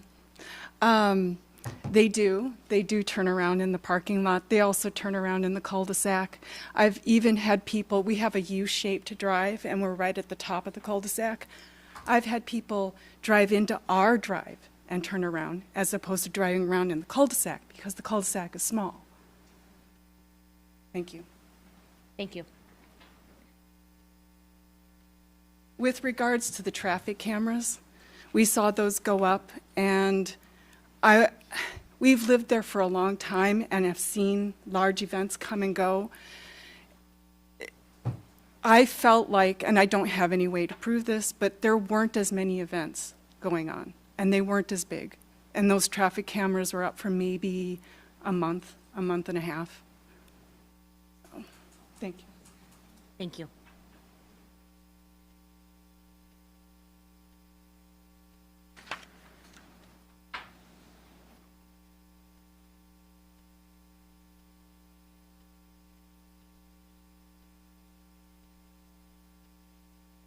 My name is John Gutenkunst. I live at 2224 Kayla Drive in Waukesha. I have the privilege of being a third generation to own a home and live on Pewaukee Lake. My grandfather and my father and my parents currently live on the lake, so I'm a lifelong resident and a lifelong sailing school member and Pewaukee Yacht Club member. My grandfather was instrumental in starting the sailing school. He was also instrumental in starting the Pewaukee Lake Sanitary District. So we have a lot of history, and we want only the best for Pewaukee Lake and the yacht club and the sailing school. My brother and my father have been on the board of the sailing school for pretty much ever, right? I don't know how many years, but quite some time. So I'd like to make a few comments. One about the parking, or not the parking, but the traffic. I kind of think that that's overblown, given the fact that there is that pull-off lane. And Cody just brought up, many of the kids come to sailing school by boat, right? They don't come by car. They're not dropped off. And like a lot of schools set up in the morning for early drop-off and pickup, they have they put cones out. And there's no reason why the sailing school couldn't redirect traffic into the parking lot, drop the kids off in the parking lot, and then the parents leave. They don't even have to drive down to Domecki Court. And I know the people on the board of the Pewaukee Yacht Club would be open to that, would entertain that sort of a situation. I mean, we're very flexible and want to work with the neighbors. The other comment that I want to make is, I know you're having two separate hearings and you're considering this kind of two separate projects, but they are really interconnected. So if one doesn't pass, the other one isn't going to happen. Okay? So given the gifting of that land that the sailing school building is going to be built on, if the sailing school project is killed, that kills the yacht club project as well. And everything that you've heard about why that's so important to our community. And then the third comment I would like to make, and I've been involved in yacht clubs and in San Francisco, out in Boston. I've traveled and been to the San Diego Yacht Club, the Alameda Bay Yacht Club. And what makes a good yacht, a solid yacht club, a vibrant yacht club, is its youth sailing program. And so if our youth sailing program can't build that building and continue to grow and add to the community like we have been, the long-term prospects of the Pewaukee Yacht Club are going to be diminished. Thank you. Thank you. Next.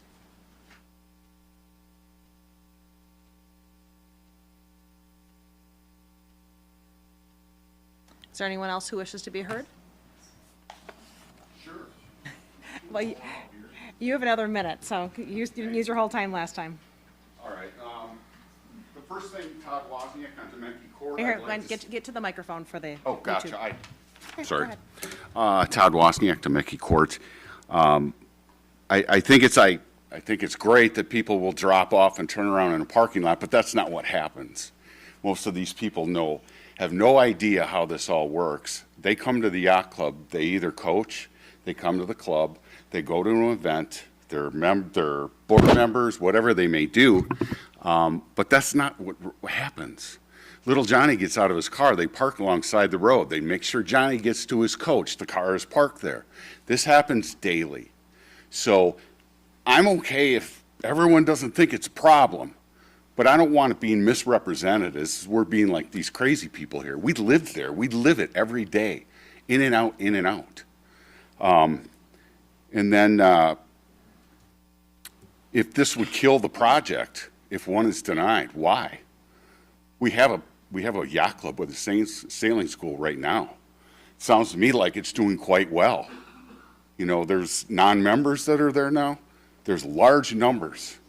The president of sailing school told me that this property, we can handle it right now where we're at, but they have a want. This would be really nice.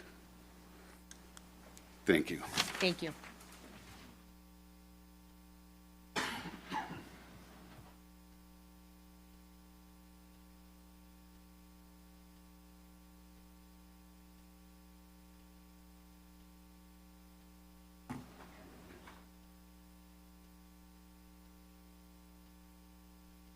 Hello, Dan Quorum, 819 South Waterville Lake Road, Oconomowoc. I was Commodore of the Yacht Club last year, 2024. And just to help address the parking traffic congestion thing, I think it was June of 23, we went to a public hearing and we heard the concerns from the neighbors about the parking, the congestion. Together with the town of Delafield, we worked with Dan Green, your administrator, and the highway department. We bought, or we had a plan approved from the town of Delafield to add no parking, no stopping signs along Edgewater to address that. We paid, the Pewaukee Yacht Club paid for the signage and the posts and stuff. The highway department of town of Delafield was generous enough to put the signs up for us.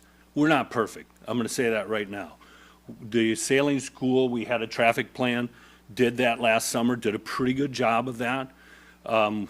We policed it as much as we could. Again, we're not perfect, but we have a flow, and we felt like it was a lot better when we were doing it last year. So we heard the problems. We worked with you guys. You worked with us, so thank you so much for that. And we can get better, but let us show you we can get better by having a new yacht club and a new PLSS building. So thank you. Thank you. Next.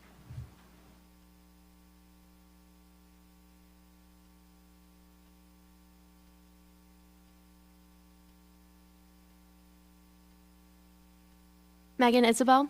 I just wanted to touch on our current traffic situation. So in the past, we would have cars park along the road for only a few seconds to drop off their kids. And I believe that was because they didn't want their kids to have to cross the road. Although it's not very busy, there are still cars that do go through the road. And so this year, and I believe some of last year, we implemented a program where now you turn into the yacht club and along the side of the parking lot, you can drop off your kids, and then there's a roped off area where they then walk down. But then they're still crossing the street without any, so then like an instructor like me is taking away from time setting up our lessons to make sure that the kids can cross the street safely. So with the new building, I think that there's walkways, yes, which would be very helpful and would increase our safety. Thank you.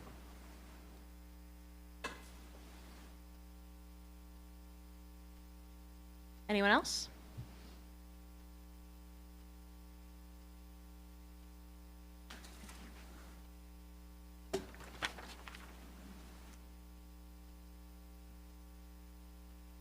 Heather Evans, W281 and 229. W281 and 2298 Beach Park Circle, Pewaukee. My property is the property that the Edgewater Drive actually dead ends into, so I could, I think, fairly be called a neighbor as well. I just wanted to say that combining operations and speaking for the sailing school is not the most efficient use of space and does not provide the same benefits to both clubs and to the community. Currently, right now, the Pewaukee Lake Sailing School is operating out of a shed in the parking lot. The PLSS is not growing more than we currently are. The numbers that you're hearing are from our higher enrollment numbers. And as stated before, I want to just reiterate and confirm, many of our students do not, a significant number of our students are not coming by car. My children walk to the yacht club. Many of people in this room have kids that are biking, taking their scooters to the yacht club. And then we also have quite a few kids that have their boater safety license and can drive their own boats to the yacht club. So the traffic that you're hearing isn't going to be any different than what it currently is. We are not looking to grow any bigger than we are. We don't have the space for that. We're just looking to run the same operations that we currently have. We also want to note, too, that in this area, if you're reading the news at all, you'll see that there is a big population decline across the country, and we are feeling it here. And we're seeing that also in our sailing school as well. So just trying to maintain the same numbers is going to be increasingly more difficult as we have less children probably in the area.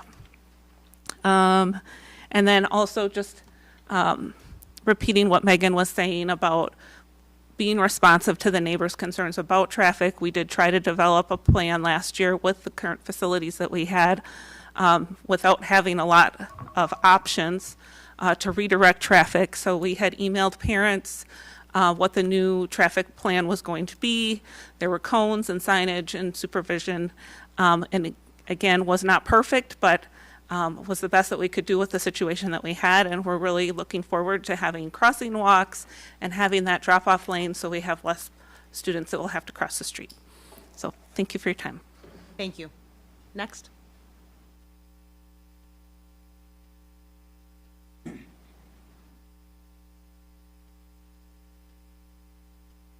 Two minutes. One. Perfect. We could do 45 seconds if you want. Okay, go ahead. All right, I will be very brief. The one point I wanted to add is that the traffic study is currently on file with the clerk's office that was provided. It's already been summarized by other comments this evening, so if the commission is interested in reviewing that, that's already on file. It's on the website. Okay, perfect. All right, and then the second point I want to add is getting back to what the legal standard is here very briefly. We're under section 4G sub 24 of the county's code dealing with public and semi-public buildings here. There is one criteria that needs to be satisfied in that section of the code. And I'll read it because it's one sentence long. Such uses shall conform to the setback, height, and double the offset requirements of the district in which they are located. This application here tonight satisfies all of those criteria. So with that said, we'd ask that the Plan Commission recommend to the county that this conditional use permit be granted and allow the applicant to construct the building as it's been presented. Thank you. Thank you. Anyone else wish to be heard?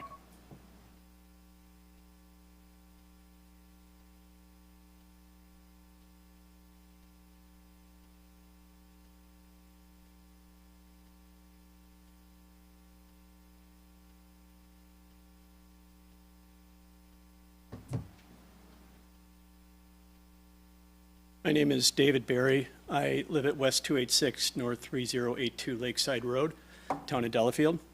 I don't live by the yacht club, but I've been a member of the yacht club for many years. I've also been a member, a sailing school instructor at the club. One of my dear friends, and I'm standing up here for myself, but also for him, he donated this property for the sailing school building, a new sailing school building, decades ago. He did it so that they could build a new club. For that, I support the new club being built. I don't have any comment on the traffic study itself. Thank you. Next. Is there anyone else who wishes to be heard, who hasn't already spoken? Okay, and since there are no additional comments, we will close the public hearing, the second public hearing for tonight, and we will call the Plan Commission meeting to order. I would ask that you stand for the pledges of allegiance.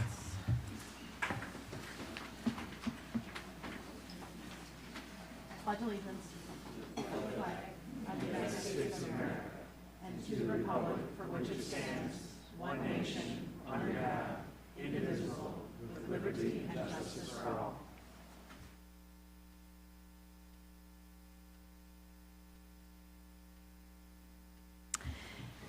And the first item on the agenda is the approval of the minutes from the May 6, 2025 hearing. Are there any comments with respect to the May 6th hearing? Minutes? I second. All in favor? Aye. Any opposed? Okay. The motion carries. The next item on the agenda are communications. Mr. Barbeau, are there any new communications? Okay. And Mr. Barbeau, is there any unfinished business? Okay. New business. The 5A is for the consideration and recommendation to Waukesha County on an amendment to the existing conditional use permit and site development plans / plan of operation for Pewaukee Yacht Club, PYC, located at N22 W28204 Edgewater Drive, tax key numbers 772027 and 813-998-001. Discussion? Or Mr. Barber, you have a report first? I won't, if everybody has read my report, I can answer any questions, and then maybe after any questions, I can maybe offer some recommendations at the end.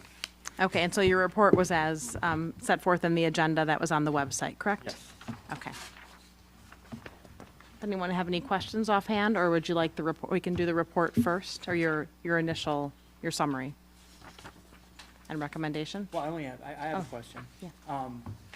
There was a concern from the sanitary district that we received yesterday about the ability to have the barges turn around to make the radius of the turnaround be addressed. I was just curious if the applicant would be willing to address those comments, or if to ensure that they're going to be willing to work with the sanitary district to make sure that those barges are able to be stored and turned around, because the barges are pretty vital to the lake operations of the sanitary district and everybody that lives on the lake.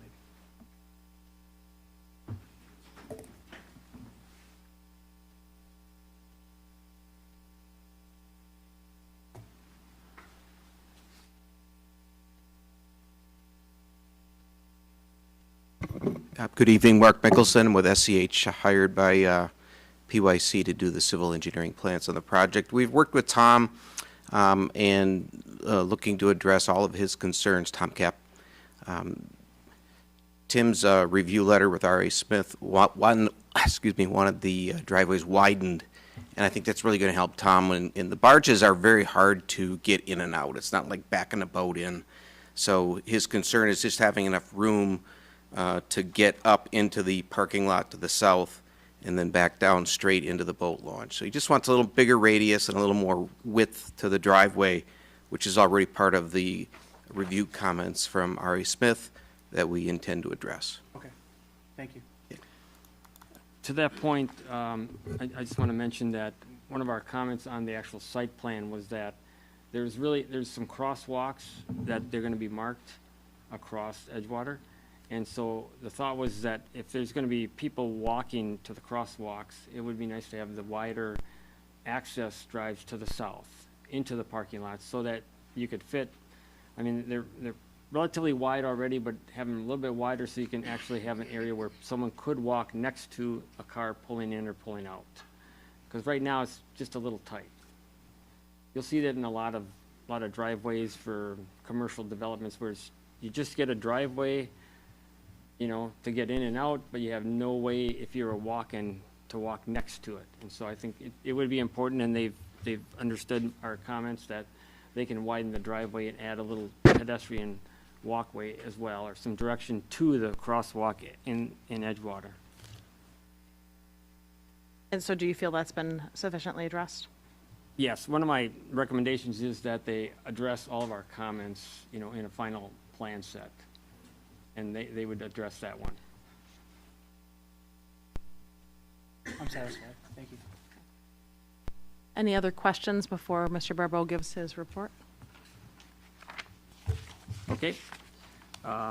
Just so for a little bit of history, I'm not going to go into it deeply, but the town in the past had a conditional use on this property for a long time. It was the town's conditional use, and it was you know, the county had, I think the county had theirs and we had ours.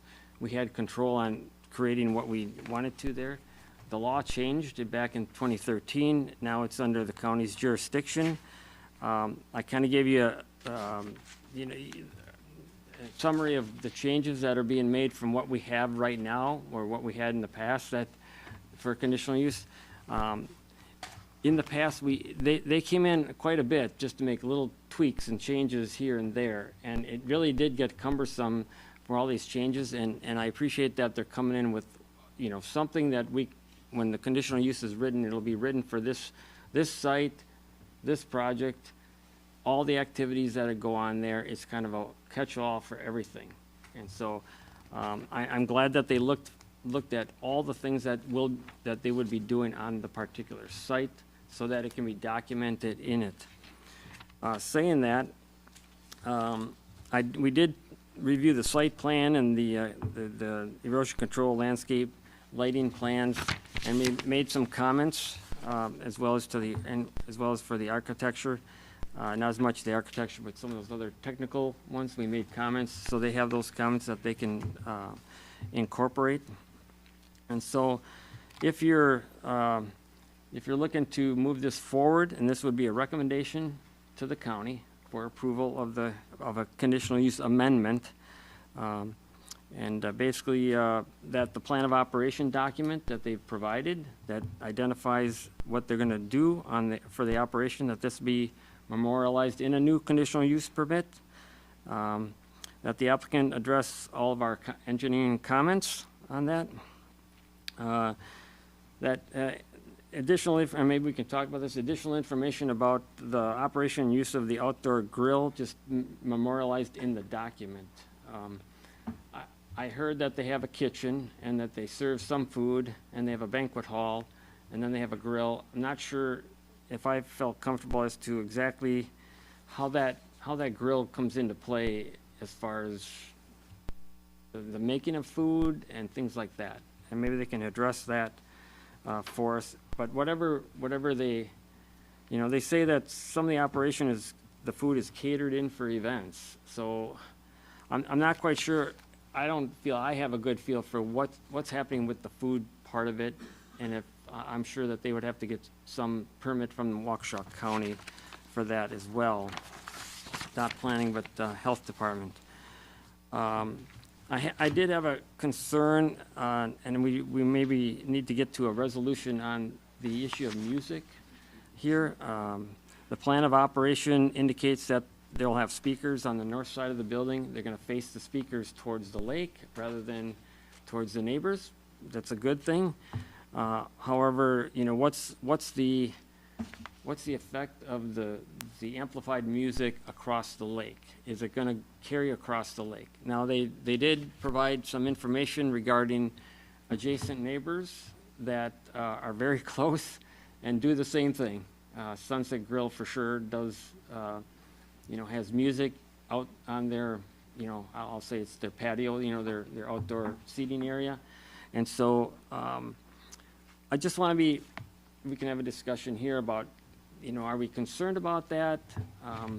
Can we do something to maybe make sure that we don't have loud amplified music till, you know, midnight or 1 o'clock out there as a condition? Because it may affect people across the lake. That sound will carry across the lake at, you know, at 10 o'clock at night quite a bit. I did have a comment on the outdoor sconce lighting that's on the building. Those didn't have any shielding on it, so then you would probably see, I mean, I couldn't get a good feel from what they provided us to say, is that just, will we see the light, the bulb and the light on that? I don't have a problem with their pole lighting, or they have some can lighting underneath their eaves. That's going to be all down lighting, so that won't be an issue. But the sconce lighting is something that you will see, you know, as you go by there. It'll be, sconce lighting would be attached to the building at some level that's, you know, below the eave, and so you would see that light. I think it's more for decoration, but just want to make sure that we don't, that, you know, this isn't lit up too brightly, I should say, at night. And we may want to talk about, you know, hours of when the lights are going to be on and off there. The traffic impact analysis that was prepared by the traffic engineer should be put on file and then referenced in the conditional use. And then if there's any other conditions that the Plan Commission has, we can talk about those as well. So that's all I have for either our discussion or incorporation into the document. With respect to the traffic component of all of this, is that related to the yacht club conditional use permit, or is it related to the PLSS? I would say that both. I think it's got to be in both documents, you know, the reference. I mean, they've looked at the combination of the two operations to develop the traffic analysis plan on this. So I think it really should be in both documents, so it's referred to on that. But that's the easiest way to say it. Okay. And then one other thing I mentioned in my report, and that you know, part of the, you know, they talked about level of service. This is traffic talk, so sorry to bore the people about that, but traffic talk. Level of service A is like, yeah, everything flows freely, whether it's a freeway or an intersection. We mostly look at intersections. Level of service F is what you would think, like the worst case scenario, a lot of problems. Really, it comes down to delay, you know, how much delay. So in a level of service A, there's very little delay, if any. Level of service F, there might be, and I don't know exactly the numbers of how they would describe the delay, but it might be, you know, 60 seconds of delay, and that would be a lot. So when we're talking about the difference between like a level of service B or a level of service C, we're just talking about, you know, could be 10 seconds, it could be 25 seconds. That would be their projected delay time for that level of service at that site. So there will be, they have identified that there will be delays with this traffic study in peak times, but that delay could be 20 seconds or 25 seconds. That usually means it's still operating in a reasonable way. But there will be delay. Don't try to think that there will never be a delay out there with the way the traffic operation is. It's just the way it is. Is that on SS that the delay is, or on Edgewater? They looked at all the intersections, and SS was not really the issue. It's really the internal driveways that they have. Now they're shifting the driveways to the south. They're shifting everything around a little bit so they line up better, and that will make that a little bit safer and a little bit easier to understand, because there's almost like intersections within the, you know, they're across from each other. The intersections are across from each other, shall we say. 4 intersections instead of 2 right now. Pardon? There's 4 intersections right now instead of 2. Right, yeah. So you run into this, you know, it'll operate better if you have the intersections actually like a true intersection as opposed to offset on that. So your comment in here is level of service A and B, delays between 7.3 and 13.2 Yeah. seconds relative to the yacht club. So is that accurate? It was done for the whole, for both together, if was Mark? Okay. I'm That sorry. doesn't- I don't know if anyone's here. It doesn't diminish to a level C even. It's still a It's, level it's A or not, B. it's not to a level of C, but there will be delay there. Do we know with respect to that 7.3 to 13.2 seconds when that was? Because it sounds like there was a concern that was raised with respect it's- to, I mean, I know obviously if there's, a regatta, it might be, and everyone's leaving at once, it's Yeah, like they when look- everyone leaves church. They look at the It's going to be peak a time. problem. They look at the peak time. So those delays are at what they would call the peak time. And so peak time, what is that? Well, that would be, they had their traffic counts out there to figure out when is the busiest time that they would have this potential delay. Mr. Ziegler in his comments mentioned the times that they did it. They did it during the regatta, they did it during the awards banquet, they did it during the normal sailing school day, so. So they tried to hit, where you're gonna have the most vehicles passing through there. So in That- your, you no, still have a question, no, no. Yeah, does that, or how do you believe that we can address, concerns that if this passes, that all of a sudden in a year, there's going to be issues that need to be addressed? I do think that, and there's some suggestion out there to have an access plan. My thought is, put up signage beyond the westernmost driveway for this operation and say, no through traffic, do not enter. I mean, there might be, private, you can't say private road, it's a public road, but we might want to suggest signage so that people do not go along Edgewater. And then really the only way to turn around is to go to Demecki Court, because Edgewater is just a road and it's like 24 feet wide and it's hard to turn around. So people go up Demecki Court, and I've done it, so, when I go there, I have to go up Demecki Court, just go around the cul-de-sac and come back down. It's easy to do that.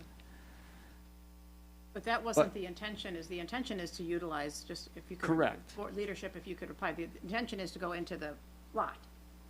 Right, and That's the so path, if we had signage telling people don't go forward, and they should tell their members, this is important, we want to be considerate of neighbors, we should have signage there, and then use, I think there was a suggestion to use cones and other ways to kind of identify where you should be turning, and maybe, but you also have to take into consideration is, during all this, people have to get through to Edgewater and to Demecki Court. We don't want to block off the road for their operation. We want to make sure that at least the people using the facility know, okay, this is the route to get around, and just, if there's a better access, it might work better, and then traffic will flow a little bit better. What about a gate? A gate? Public road. Public road, that's, We have a gate in our subdivision, a gated community where it's gated.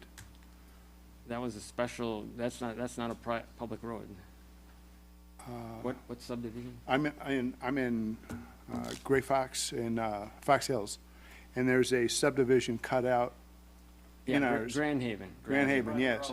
That's a private road. It is a private road. That's a private road. We don't maintain or plow that. Oh, That's the only way they got that, okay. is they had a. Did not know that. Yes. You But shouldn't be down there, so Yeah, don't. I wish I could be, right? But a written traffic plan, I mean, the reality is this is happening, it's all surrounding the sailing school, right? I mean, it's the pickup and drop-off times for sailing school that are the issue, generally speaking. You're gonna have an event and there'll be traffic for a But very there'll short be- period. it's According to regatta- this, no more than 13 seconds, but daily, you're gonna have a pickup and drop-off time. Right. For sailing school. So a written traffic plan would be a way of addressing that, would it not? Well, just so the day-to-day operation, the people that come and drop off the kids know where to go. Right. And not do things like go straight and go to Demecki, and we can't. Could that be I can't considered a stop condition them. of this? Would a written traffic plan, could that be considered a recommendation to the county for their Yes. approval? All right. Yes. And signage. and signage. That could be added to it. Which has, some of that has been done already. We're trying to mitigate the issues, for traffic, and I think. But there's only so much you can do with the issues of traffic. Yeah, I mean, I know. it's like if you live across the street from a school, or if you live by a church, there are certain times that, the start of school and the end of school, hey, it's gonna take me a little longer to get out, on my driveway, so. We, We If- can recommend to the county the written traffic plan of the signage and monitor it, but that's about all we could do. what we've done in the past, for other conditional uses, we have said like every 5 years, we'll do an annual, we'll do a review every 5 years that it's in the document. We have the opportunity, well, we used to, I don't know. Once again, it's a county conditional use, but our code used to say we could review it any time. If we see a problem, we can review it. Is that in the counties, pretty much? So we can, if we feel like there's a traffic problem out there after the first year that they're in, we could ask for a review, We don't have to have it, we have an annual review, but we can ask that we actually do, when there's a problem, and it doesn't have to be just traffic, it could be Noise or lighting? noise, lighting, anything that brings us back to say, we better relook at this and maybe amend the conditional use again. So, just so I understand, what would the process, so if a neighbor had an issue, what would the process be if they wanted to say, hey, town, plan commission, can you take a look at this again? We would want substantial evidence that there is a problem, and then the staff probably would make a recommendation to the plan commission or to the board to say, do you want to review that particular issue? And then you could take it up. So there's an avenue, if there's an issue, Yes. there's an avenue to And address it. it would actually go through the county Yeah, first. just to clarify, it's not so- our conditional use. I know. It's the county's conditional use, so reach out to, But we would Jason or probably, his- if it's a real substantial issue that's got, substantial evidence that it's happening, we'd probably work with Jason to do that. To maybe consider whether it should come back to a public hearing or to a meeting or not. Jason, what's the procedure just generally on that? Yeah, the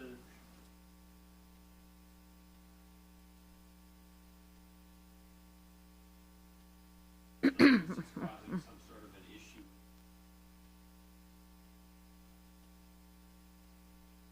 Can be required, conditions can be modified. It would make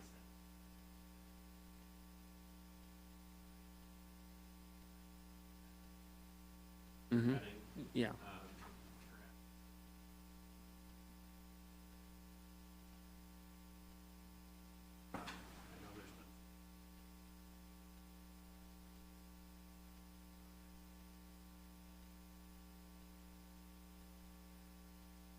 Mm-hmm. How it's working. But would you put that in the conditional use, that staff does that, or is that a condition of for the applicant? Just- Already have in the built-in. Mm-hmm. Action by contacting the holder of Mm. and resolve immediately. I think sometimes it makes comfortable to know that they'll have a chance.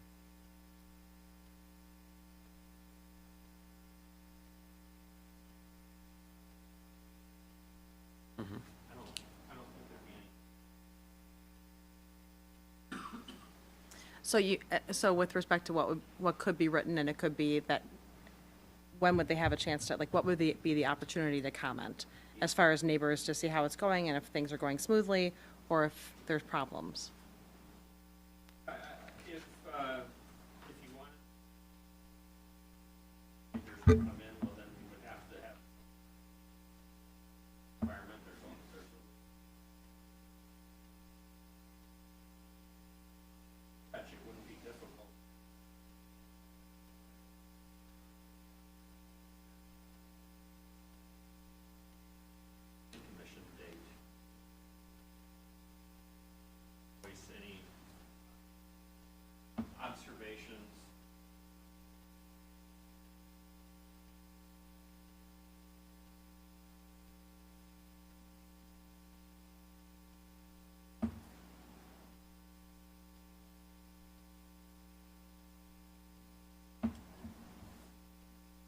Tim, your mention of lighting, can you talk a little bit more about that, or maybe, as leadership knows, the town of Delafield is looking to reduce light pollution, and it looks like you've addressed that. We just want to confirm that, everything is shielded and hours. That would be my question.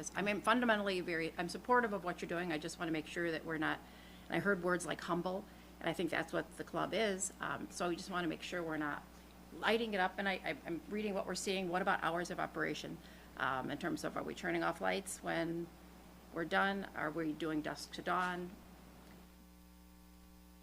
Tim, you want to report? I defer to the applicant on that question.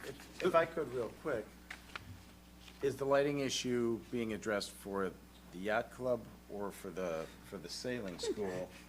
And is there an issue? But what I saw was 0-foot candles at the lot line on the master plan overall. So if we're talking about the yacht club here, I think the is there a concern is the concern? sconces that are unshielded that were in Tim's report. Okay, And and everything those- else was okay. Those exist on the street side of the yacht club? Is that? I think all sides. And it also is listed under B with respect to the school. So it's in both. It's in both. It'd be Yes. both. It'd be both Okay. buildings, but Yes, briefly. So just forgive on me, that- Tim, real that- quickly, that issue. does our code require a shielded bulb on our commercial lighting code? We do. Okay, so Yes, then for a shield on the, simple enough. Yeah, that would be our approach, is to use a sconce that has a frosted lens and a shielded bulb. Okay. Under 2700 Kelvin. Yeah. But do those calculations of 0-foot candles at the lot light include that decorative lighting? I assume that they do, because they're part of the lighting study. It So- would, but it probably doesn't give off a lot of light. Well, The but most light again, are the poles. The poles are only 20 feet. We allow 25. Don't change them, okay?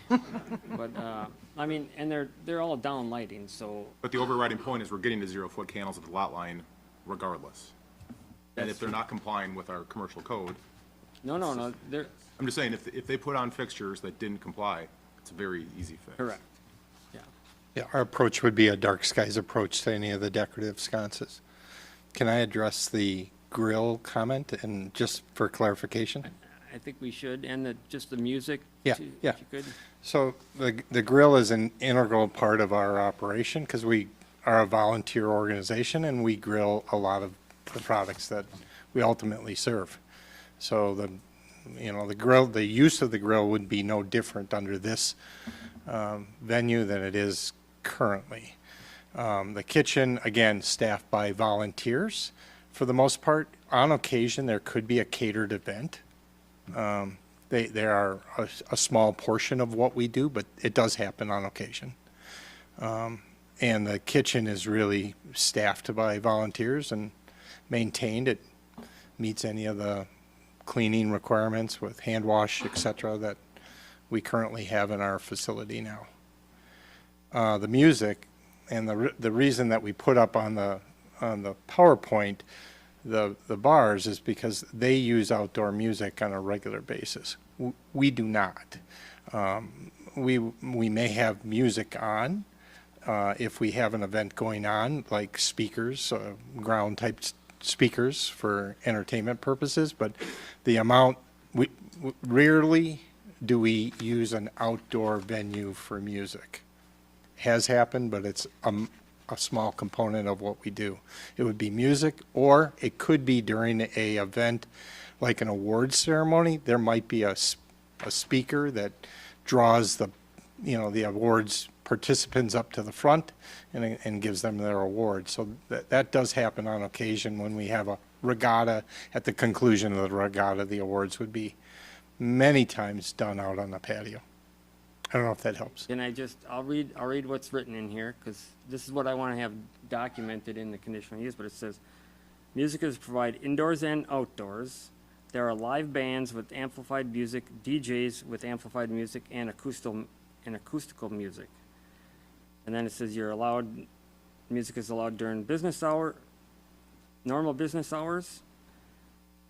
Live bands and DJs are occasional, a few times per year. Outdoor speakers are proposed on the north side of the building facing the lake. So You're saying you don't have music, but you're gonna have live bands, it says. So what is it? Yeah, we do not do live bands on a regular basis. They're inside, yes. I mean, if we do a live band, Clarify that then, if they're inside, then they're, I think we should clarify that in Sure. this document, so. sure. Yeah, I mean, the differential is our live bands would be in the structure. 99, I just wanna be clear. Yeah, because I get it. Reading this, you know, Yep. Could the restriction not be outdoor amplified sound after a certain time, or, you know, Absolutely. something reasonable like that?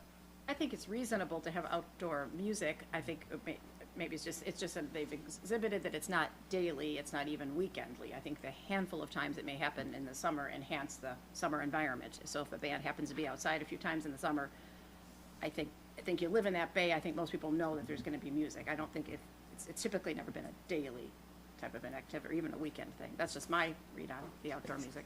And rightfully so. It's hard to distinguish. If a bar is having an event and we're having an event, it's hard to Yeah. differentiate who's who. But, you know, that outdoor music venue is the lion's share of the music that travels across. okay. We've had this conversation a number of times over the years and kind of tend to ignore the fact that it's, you know, because it's Pewaukee that there's two bars and they're not relevant. I mean, there's music in that area. I guess, as I read the business plan, which is part of the conditional use permit, the key to me is during normal business hours, right? And as far as I can tell, none of these are later than the bars currently play music. So I guess I'm having a hard time foreseeing a time when the yacht club would produce music that wouldn't already be playing In in the same bay. I'm not trying to, No, I that's haven't fine. stayed out that late in quite some time, but I'm just saying, it's a little wide open in the document here as to, you know, they can play music. I mean, the way it was written, the way I read it is that they could have amplified music outside during their hours of operation. So, Terry, you said, well, they'll have it occasionally. It doesn't say occasionally, it says they could have it anytime, every day. You know, I'm just trying to, we Trying to be run into proactive this. when the complaints come. Right. You know, That's if we fair. want to control the music, I mean, if, we haven't had a problem, to my knowledge. Because traditionally, the bands play inside. Yes. And I think in respect to the neighbors, So- but So if we can just document it as being what it is today, a little bit better, tighten it up a little bit. Sure. I would be happy with that. Just making sure live bands are inside, and, yeah, I personally same thing. If you've got live bands across the bay and they're outside, if the PYC would like to have a live band outside, I mean, so be it. I mean, again, just Okay. because I think historically speaking, it doesn't happen on a regular basis. So, but that's my opinion on it. I'm not a member, I won't be on the lawn for a concert, but I also don't, I don't see the issue with it. I don't know why you'd want to restrict them from doing that, I guess, is, with respect to the neighbors. You're in a somewhat commercial area with two bars playing music. I know we don't want to call it that, but And the music would be at the yacht club, not the sailing school, so we'd be separated more from the neighbors. a little That's, bit, yeah. that's correct. And the speaker's pointing at the water, so nothing's pointed towards the neighbors. It's kind of hard to say, the bars can have music, but they can't. They're twice as close to the neighbor. The bars are in the city Well, of those bars are in a Pewaukee. different jurisdiction. I though. We have understand, no- but they're Can't in the really same control that, but I mean- general. The public portion is concluded, so, just to be clear. Oh, No, yeah, we're not giving the bars permission, but they have permission, and they have music in that same bay. So it would be hard to restrict the sailing club No, we from, can, the sailing club, there wouldn't be an issue with PYC, though, we can.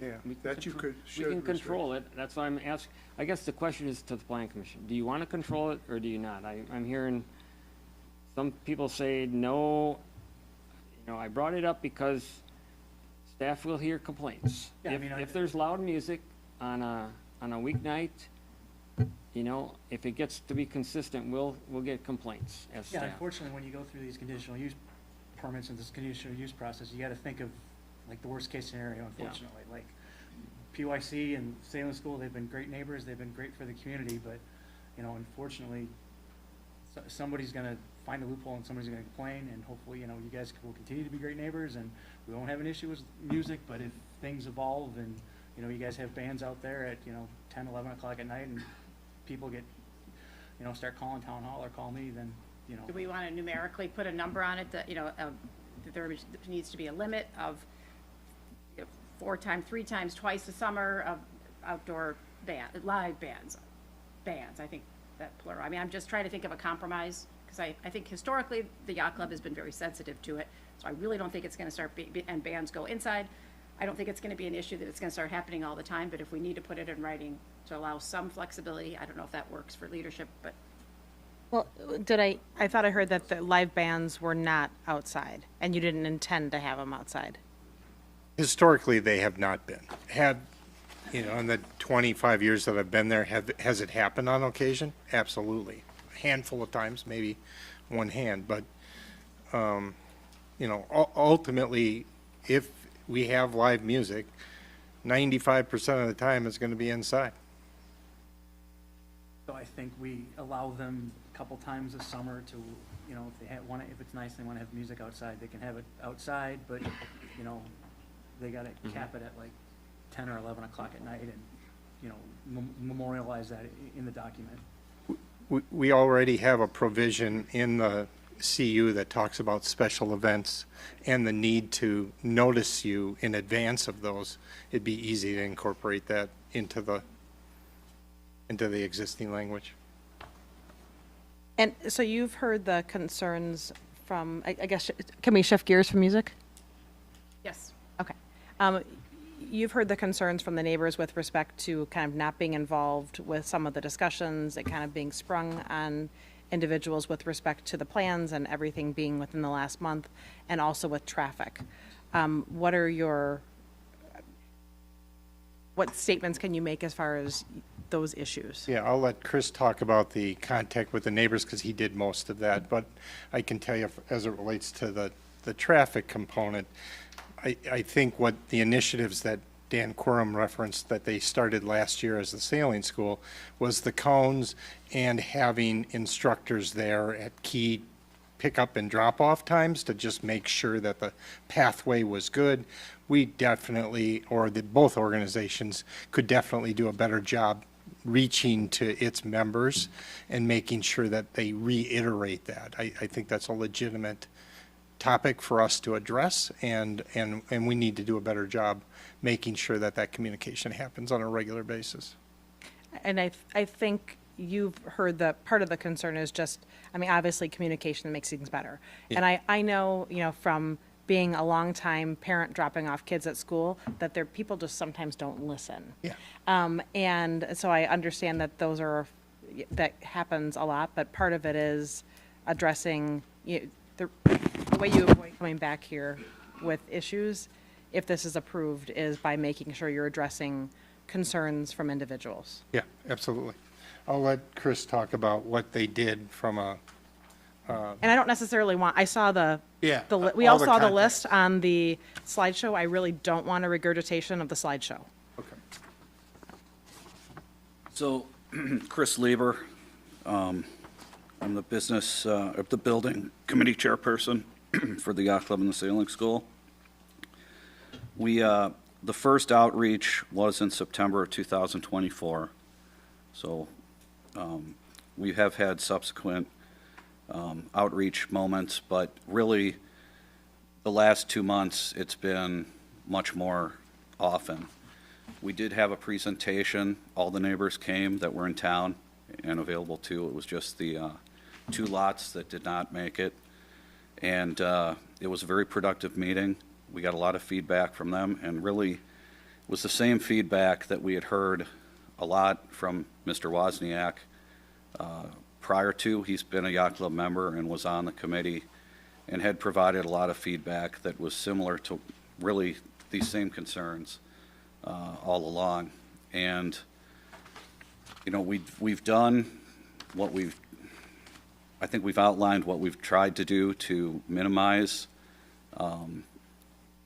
address safety concerns, address noise. address all those issues. We had a number of the neighbors and I have had some email conversations and in-person conversations in the last 2 months. You know, that's really when these plans came together. So, you know, could we have had more interaction? Probably, but we didn't have final plans. So we really wanted to have, you know, some plans to show them and not just like, maybe we're doing this, maybe we're doing that. But regardless of the plans, the concerns have really stayed the same, and we've tried to address them. I think in the presentation, we talked about a number of ways that we addressed them. I don't know, am I getting close to answering your question, or? Yes. Okay.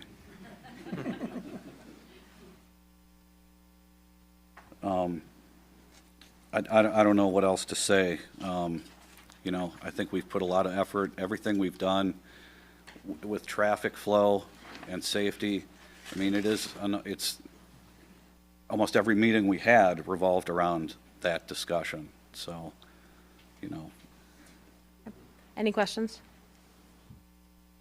Well, this is more, Pete, you mentioned that you're kind of taking a dark sky approach to lighting, so I know we're talking about outside, but indoors, I know the windows aren't huge, but again, addressing some of the newer homes in the lake and the large windows and how the light inside is affecting what's happening outside. What's the design for lighting inside, just to, again, and the hours of operation for lighting, please? Yeah. I think the hours of operation are detailed in our current CU, so those would be unchanged. Most of the indoor lighting, there's some decorative lighting at the bar, pendants, if you will, that would be over the bar, and in the gallery entryway, we anticipate that being a decorative fixture. But the bulk of the rest of the lighting would be can light, downlight type can lighting. And then is the idea to turn off lights when things are done for the night? Are we turning the lights off? Are we leaving them on for dusk to dawn? That's the question. No, turning them off. Okay, that was what I was. I mean, the outdoor lighting is primarily a safety mechanism that we don't currently have in place. It's a pretty dark parking lot, so. And is that written in any place, Tim, that, because you and I had talked about that already, that lights go off when operations close? Or do we need to make that a condition, or? We should make it a condition. I didn't see it in there. So. But they comply with our commercial lighting ordinance, right? So. Not, because it's a CU, so it doesn't. That's why, right? That's why I'm wondering, do we need to make it a? Because technically, it's not It commercial. gets tricky. We're not, it's not our conditional use, so Right. it's. It's a regulation But of I the county. kind of checked that it does comply, but it complies with our lighting that, I'm not sure if we can only make a recommendation to put something in. We can't enforce necessarily. We have no issues turning off the lights inside the structure and on the perimeter. It'd be nice to have some safety lighting in the parking lot that may extend, but that would be the extent of it. I don't know if that helps or hurts.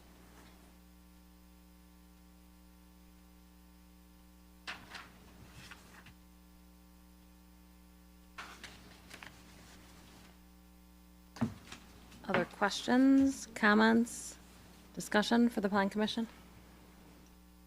The fence, I mean, we can't do a fence anyhow, right?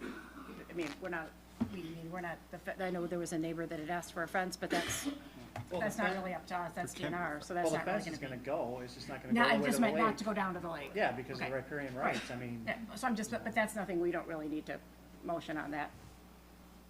I think our fence code says you can't, that the fence could go down to the lake. Do you allow that? Oh, okay. So they'll just follow what, Yeah. follow what Yeah, just state have them code follow is. the state. And that's the sailing school regardless, correct? Yes, that's Okay. sailing school.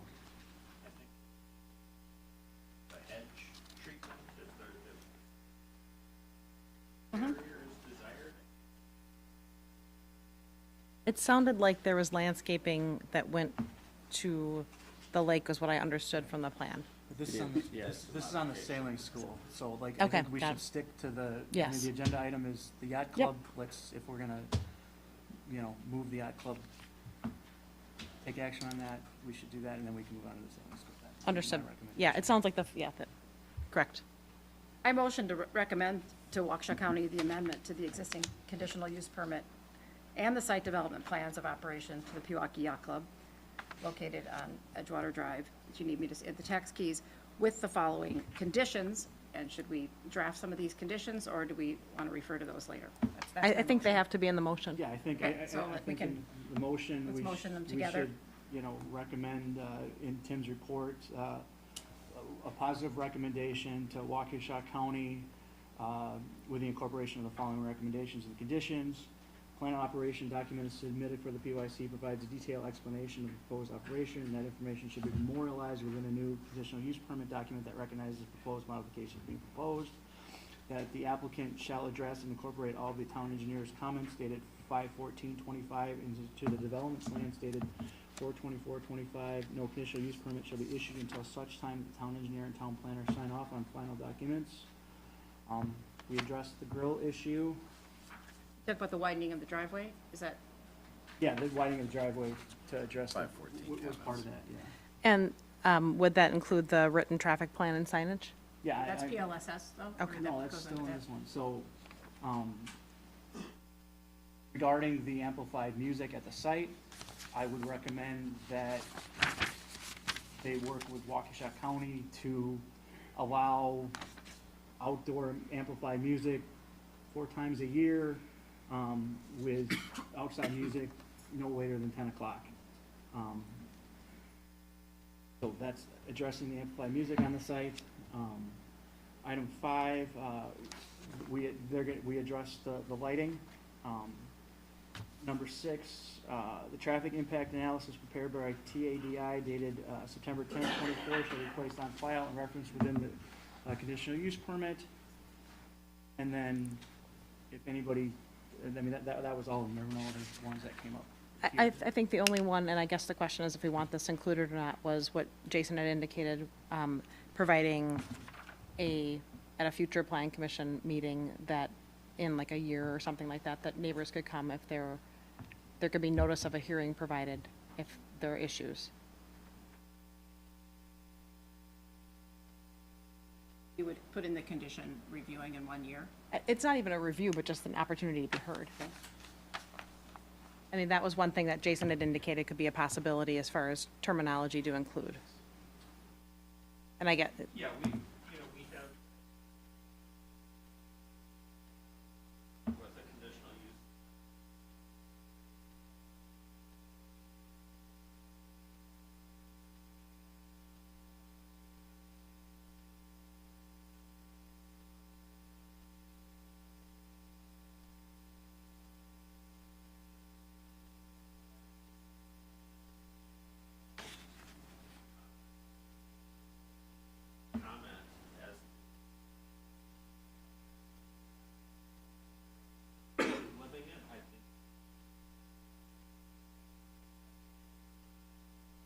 And so it wouldn't be review so much as just an opportunity to be Yeah, heard. I mean, per your language, I would, I would be in favor of, incorporating at least, once this is, see how it's going. I mean, and that would be a county thing, right? Because the county would own the conditional use.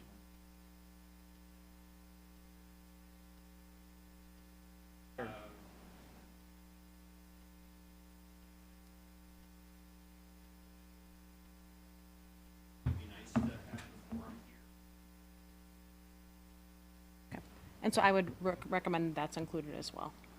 And then do we want to just also say there was the update to the lighting? I think that was addressed with Mr. Barbeau, as far as the lighting Yeah, components. That has to be a condition, I guess. Just the shielding of the light. Shielding of the lighting. So just so we're clear on, I mean, Ed, you were in the midst of a motion there. The motion would also have a condition that says that they have to submit a traffic operation plan and then have the opportunity for a, and I wouldn't say a hearing, I would say just an opportunity to review. Forum? Yeah, just a review. A forum, yeah. Public Just a forum. public Forum. forum to. The hearing gets a little tricky with, legal language about what's a public hearing, what's not a public hearing.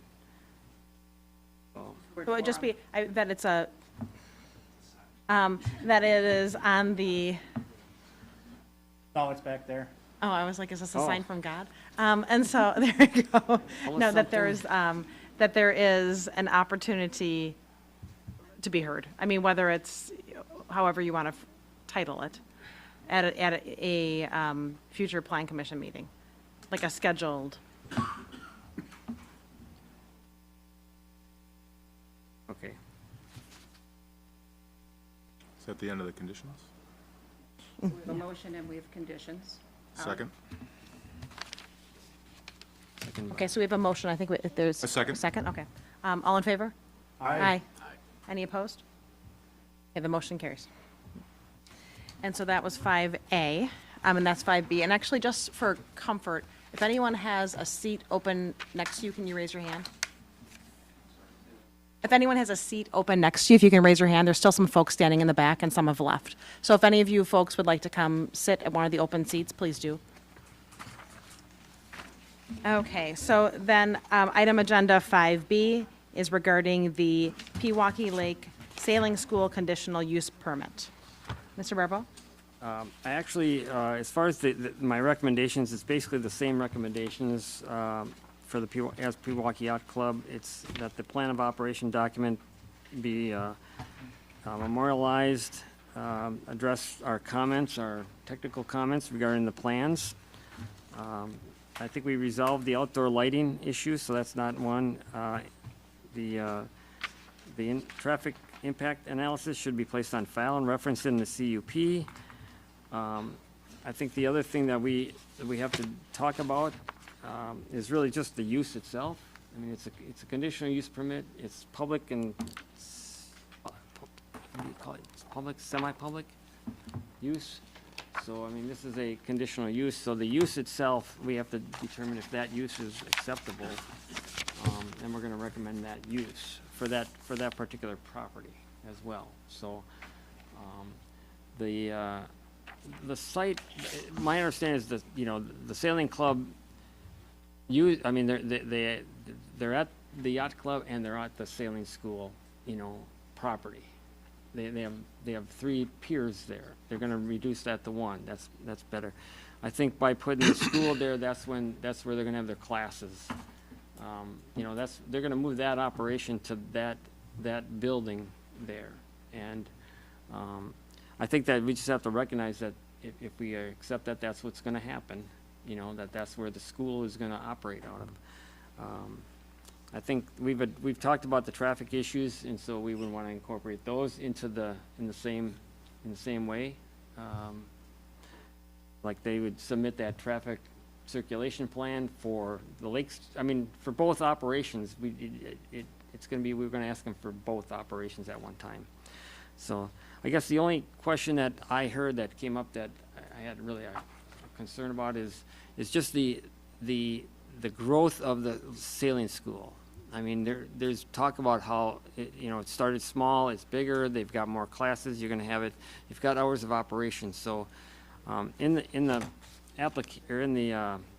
plan of operation, you indicate that you have like 200 students. Is that what you have now? Is that what the future is? Is there gonna be growth? I'm looking kind of like to say, what is this gonna be in the future here? I don't know if David or somebody from the sailing school wants to address it.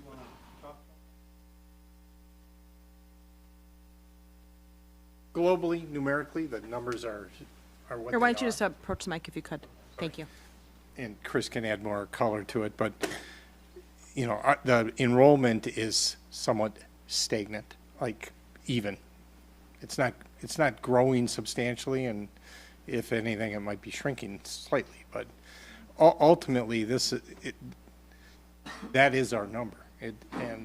Well, I mean, you're stagnant now with the facility that you have. You have this new facility potentially, so is that gonna increase that 200 to The 300 200, in 5 years, or is it not? I mean, what do you, Without speculating, of course. the 200 number is like overall over the course of a year enrollment. okay. There's not 200 children there every day. Right. So typically, the high number is around 80 in the morning and possibly 60, maybe 80 in the afternoon. A lot of them the same child. So the 200 number is sort of just unique people over the course of a year. Our current enrollment is 175. It So ebbs and one- flows.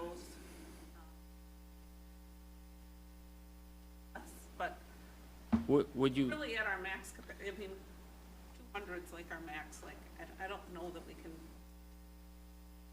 go beyond that, or, and that's not our why intention. do you say? We don't have the space to give the proper instruction to students, to have more students. You're talking about the space on the lake? Based on the property and having the instructor-student ratios that we have, I mean, we'd want to have. But you have, now you have a different building, potentially. So what is that, how does it, Our current sorry, I mean, operations. what does that this is change? like- Most of our operations actually take place either on the water or in front of the PYC, and that will still stay the same. We just have some indoor classroom and we have some inclement weather options now, where we wouldn't all fit in the yacht club before. We now have options to be inside when we have poor weather. We're still, like, our kids are still gonna be out all over at the PYC yard. I mean, occasionally, yes, we'll be taking boats in and out, but like, we're still gonna use that space in front of the yacht club for our outdoor classes as well, like we have in the past. A normal business would expand their facilities to expand their business, and that's what the point is. Here you're expanding with no expectations of more clients. We don't have current, like, we're trying to meet our current needs. We mostly operate out of Not this full shed. now. Some years yes, some years no, some classes yes, some no. We try to make room, but the numbers have fluctuated around that 200 number or less typically. But the reason for the new club is not to increase enrollment per se, it's to provide better facilities for what we're doing right now. What we have is not ideal, and the growth of a club, the growth of sailing, you know, we want this to teach children how to sail and continue sailing in life. And we've seen yacht clubs die that do not have good youth sailing programs. So we want to provide the best resources to our sailors, and that includes this new facility. You know, already we have had the 2 All-Americans recently, and we're pretty proud of that, and we want to keep that going strong. And, you know, it's not about expanding. We're not doing anything specifically to increase the enrollment right now. The plans are the same. Just one comment. I mean, the MSI plans don't address what I can see, a life safety plan, but there would be an implicit calculation of occupancy in the facility. And so, you know, you're not gonna be able to put 100 kids in this building legally. And so, you know, I don't know what that number is, but it's probably in the ballpark of where you're at. Yes. And so, yeah, it's, you can't grow a twice-a-day sailing school to accommodate 100 kids twice a day in that building. It's just not gonna be No, legally occupiable at that size. Nor is it But they could have it, they do things outside, so that's just- allowed. Understood, but in that terms allows- of if your programming is defined to building, if we're Right, tied, I mean, currently this programming is not tied to a building. And in this conditional use permit, the programming is being tied to a new building. Trying to see if there's an implied maximum, if you Yeah, will, yeah. that's achievable by an 1,800 square foot footprint.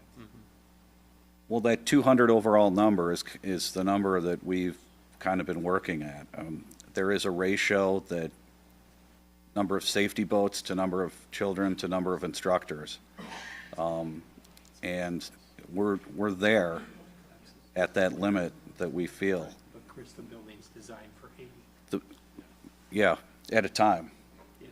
Yeah. I think they're, level- here, just come forward to them. I'm sorry. That's fine. I wanted to state that the lower level is storage. Again, trying to put more of our outdoor operations inside. And currently, because we have our spring and fall programs, we have high schoolers that are trying to warm up in their cars. So, due to, we're sailing when there's snow coming down at sometimes. So in the upper level, you'll see those 4 bathrooms. All 4 bathrooms have showers. That's a safety thing for our students that we're trying to improve upon so that we're not putting students in cars to warm up, but they can take a hot shower and put dry clothes on after they've been out in the lake during bad weather. And so it's really just to be more efficient and have better facilities than what we currently have to support the programs we're already doing. I would say that, we can have them right into the conditional use as I'm recommending, that they have a maximum of 200 kids is what they're saying.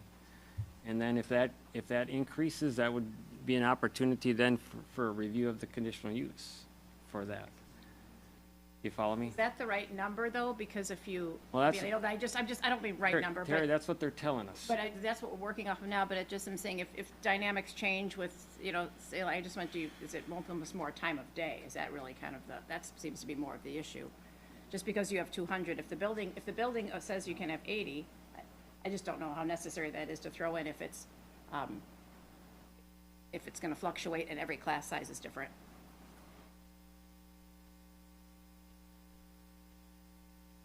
Things fluctuate greatly, and we've got a number of different levels of classes, and we may have 10 students in one beginner class and 30 in the next intermediate class. And then the next year, it might be the opposite. I really would have a hard time coming up. I don't know, putting a cap on this, just in some conversation here is, I don't know. And I'm not trying to put a cap on it, I'm just trying to identify at what point do we want to relook at this? If all of a sudden they have they really want to grow the program, all of a sudden it goes to 250, we'll probably maybe have a few more vehicles out there then. Maybe that's our, but it's going to be written as if we're looking at about 200 kids in the program. But once again, it's just a trigger that says if we have a larger increase, that's sustained for a long time, we could ask them to review that conditional use permit. Tim, can we let the traffic be indicative of that? Like, the last motion had a condition to it that said there's gonna be a traffic analysis that's performed. If there's an increase in enrollment, clearly that would be an indication that there's perhaps a traffic issue that could potentially arise. I just wanna also add too, that this building is a commercial building. It's gonna be subject to building codes, fire codes. There's gonna be occupancy requirements with regard to the structure that's already built in. The application is before you here tonight. The number has been stated in there that is 200. It's been indicated that that number will fluctuate over time. But if there is a change in the overall site operation, then at that point in time, we would come back. But capping this at 200 right now is like saying to a restaurant down the street, you're only allowed to have 200 customers. Pick who you want. And if you come to 201, you don't have a conditional use permit anymore until you come back to us. This is the same people that operate the current sailing school and the yacht club right now. It's the same operation. It's just going to have a new building to it. If something happens in the future, we're speculating as to that. We'll deal with it at that point in time. They've already put safeguards in place in that application document that you have before you. Thank you. 9:30. We know the time. And we've listened patiently, and your presentation went 40 minutes, and it was longer than it was supposed to, so I don't want any comments on time. Kind of going in circles here on speculation. Okay, and I would ask that you have some level of decorum, please. It's not, okay, I'm go not ahead. trying to cap it, but in their documents, they talk about 200. So are we comfortable with that? And if it changes, just so there's an understanding that if it goes up substantially for a sustained period, then we should review the document again. We probably don't have to put anything, special condition in the conditional use, but. So the business plan is part of the conditional use. Right. This is Right. going So into that's the going conditional in use. there. I don't That think we- Stated. I don't That think we number need is to going talk in about it there, the conditional use. so, just so we're all understanding that if it goes up to 250 or 300, yeah, operation's gonna change, but there's an opportunity then for review of that It's condition. already built in. But I think the practical matter is that the facility's only going to support so much. And- The inside one, but. You Well, could do but- 80 but- inside, 80 outside. Sure, but I mean, they could also say, we're going to go to, instead of twice a day, we're gonna go to 3 times a day, or we're gonna have an AB Right. schedule, or we're gonna do something like that. So now we're servicing 300 kids, but the density of the operation doesn't change. Correct. You know, That so was, I. that was the point I was trying to make earlier. Yeah, so I don't think we can necessarily get to that point. I think that there's other constraints on this property that are gonna limit the ability of how many kids you can teach at one time.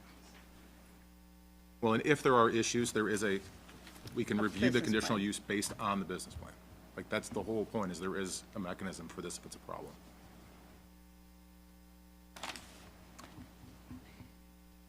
Further discussion or comments with respect to the staff recommendation or the conditions on the conditional use permit? Motion that the Plan Commission recommend to Waukesha County a positive affirmative recommendation in favor of the conditional use permit, that the plan of operation document is submitted for the Milwaukee Lake Sailing School, provides a detailed explanation of the proposed operation be memorialized within the conditional use document. The applicant shall address and incorporate all the town's engineers' comments dated May 14th into development plans dated April 24th. No conditional use permit shall be issued until such time the town engineer and town planner sign off on final document. That the traffic impact analysis prepared by TADI dated September 10th, 2024 shall be placed on file and referenced within the conditional use permit. Just want to note that the landscape plan of June 2nd is the one that we're approving and should be recommended and signed off on in the conditional use permit. And I will just also add that the public forum comments that we added on the prior motion also. A second. All in favor? Aye. Aye. Any opposed? Okay, the motion carries. And so then to item 5C, consideration and possible action on the approval of site development plans, architectural plans, and plan of operation for Lake Country Toy Box N47 W28229 Lindale Road. Mr. Barbeau? Can I just make one Yeah, comment? yes. I'm sorry. Just want to clarify the process. So we made a positive recommendation to Waukesha County. Now it's going to go through the process at the county. Correct, Mr. Fruit? That's right. I would say the most likely meeting date. So the, Okay. so the Waukesha County Administration Center, the next meeting would be June 19th, as far as the next stage after the positive recommendation. And I do want to thank everyone everyone was very respectful of each other today. And also, in particular, I'd like to thank the younger people who spoke. It's a great involvement in democracy and the involvement at the town level. So thank you all for your comments. Thank you all for being kind neighbors to each other, because that's not always been the case at all of the planning commission meetings. And one thing I can tell is that everyone cares about this community and wants us to work well for each other, and I hope that that continues. So thank you for all. Thank you. Thank you.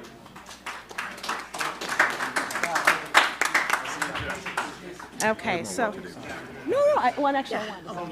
Fair amount. You're doing No, that. it's minutes. Okay, so, but we do have to continue, so I would ask that the volume stay down. Excuse me, if the volume can stay down as you go, we do have to finish. We still have to continue a meeting. We still have to continue a meeting. Out. Thank you. If you're going to stay, please be quiet. We have to finish. We do want to go home at some point. Thank you. All right, so the next item, Mr.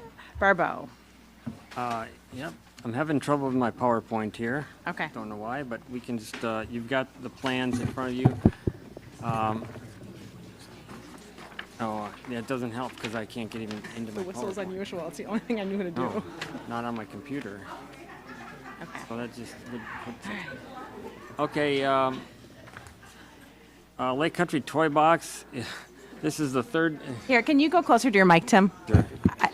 I can't really get this any further, but I'll try this one. I need two of them here. Okay, for Lake Country Toy Box, this is the third time that we've seen this. Mr. Baudry is here. Basically, it's 11-acre parcel. Previously, what they've had on it is for basically garage condos for storage of vehicles in there. They had 46 units previously, and we went through a process of reviewing all the plans and made sure that they met all the requirements. The previous ones were, I would say, high-end architectural plans that were associated with this. Oh, wait. Oh, actually, they can't be closed. Yeah. Sorry. High-end architectural plans. Nothing has taken place since our last Plan Commission meeting was March of 2024, where we approved everything.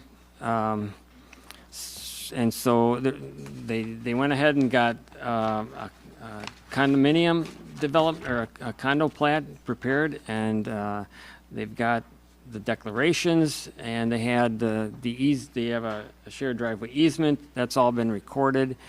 But Mr. Baudry has come in now with a revised plan, and that's for 20 buildings. They're side-by-side units.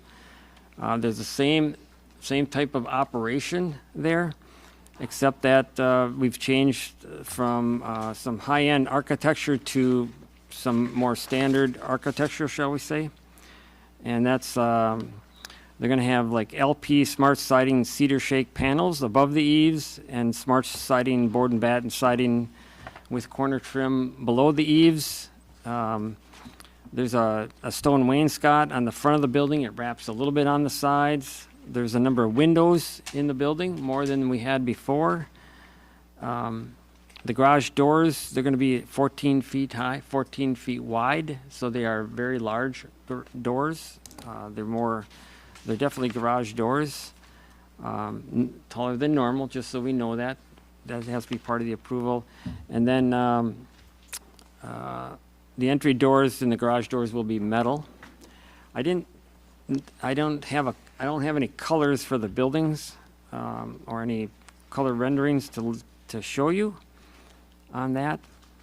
Everything else about the plan of operation was going to be the same, which basically it's for boats and vehicles and motorhomes.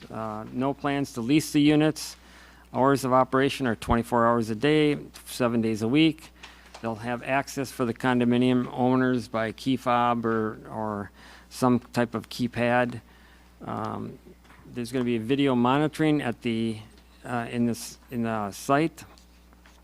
In our last business operation, there's no businesses that would be allowed to operate in the units. No overnight sleeping, no outside storage.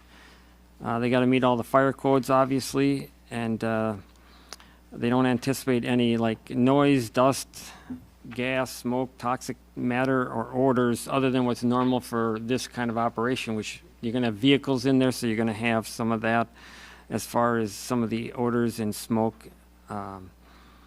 And then they'll have some standard automotive petroleum products on site on that. So I've got recommendation to approve the use of this. This is just a standard, it's not a conditional use, it's a standard M1 plan of operation and site plan approval. But really the only change is, there's some site changes, but they've reduced the number of buildings, so the site layout pretty much looks the same with just less buildings. Some of the buildings they had facing west, these all face south. All the garage doors will face south, and it is, it's on a slope, so you're gonna see like different levels of this building cascading down to the front. So we would approve the plan of operation. I've provided the site plan and grading plan and other plan dates. I think we need to get a revised landscape and lighting plan just to be, just on a different, right now, those plans are submitted, we approve those, but they were on the 48 unit one. They need to just adapt it to the 40 unit plan, but it should be very, very close in, to what they have. And then the condominium plat that they provided will have to be resubmitted for review on that. Questions, comments? And Tom's here, who's the owner, to answer any questions. Any questions? I mean, obviously, this has changed aesthetically dramatically. I don't know if we're trying to act as an architectural review board as to how we want this. We are the architectural review board. All right, so. So you can comment on that, but, you know, the previous plans, they proposed an architecture that was, I call different and higher end, maybe. It was metal, but, I mean, it looked nice. People liked it. This is a little bit more residential, I would say, using the LP Smart Society, which is a good product. I think we had stone on the front of the buildings last time, right? Didn't we? Well, there's a wainscot on it still, is there not? There is a wainscot on it now, yeah. I don't know if these would be helpful, Tim. I just printed these out that have the, Yeah. Yeah, Yeah. That was, Do we just thank you. pass those along, or? Oh, yeah, it does show. lousy copies. Oh, how many, oh, you just have, oh, that's just one. Oh, just one, okay. So are those the colors? That's black and white. That- Basically, the units were gonna be. That's what you're gonna have, black roof, shingles, and everything else is white.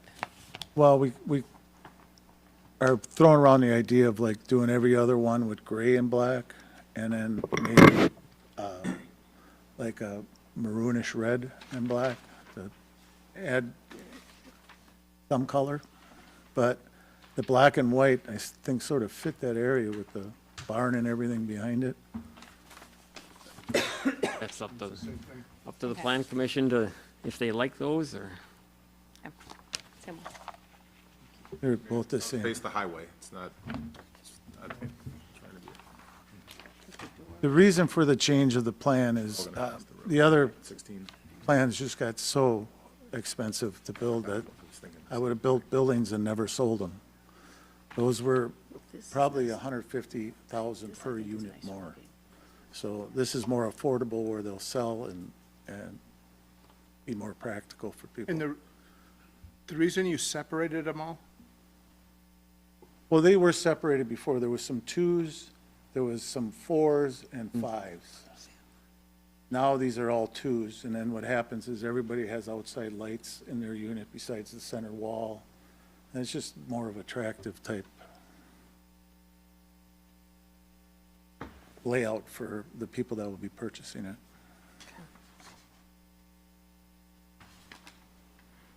Does anyone have any questions for Mr. Beaudry? No, I mean, Further discussion? My understanding is this is basically boxes that we've already approved, but we've, architecture, it's not a metal building, it's still, residential looking, and we've reduced the number of. Yeah. Is there not a garage door size restriction in that? Not for principal use in the M1 district.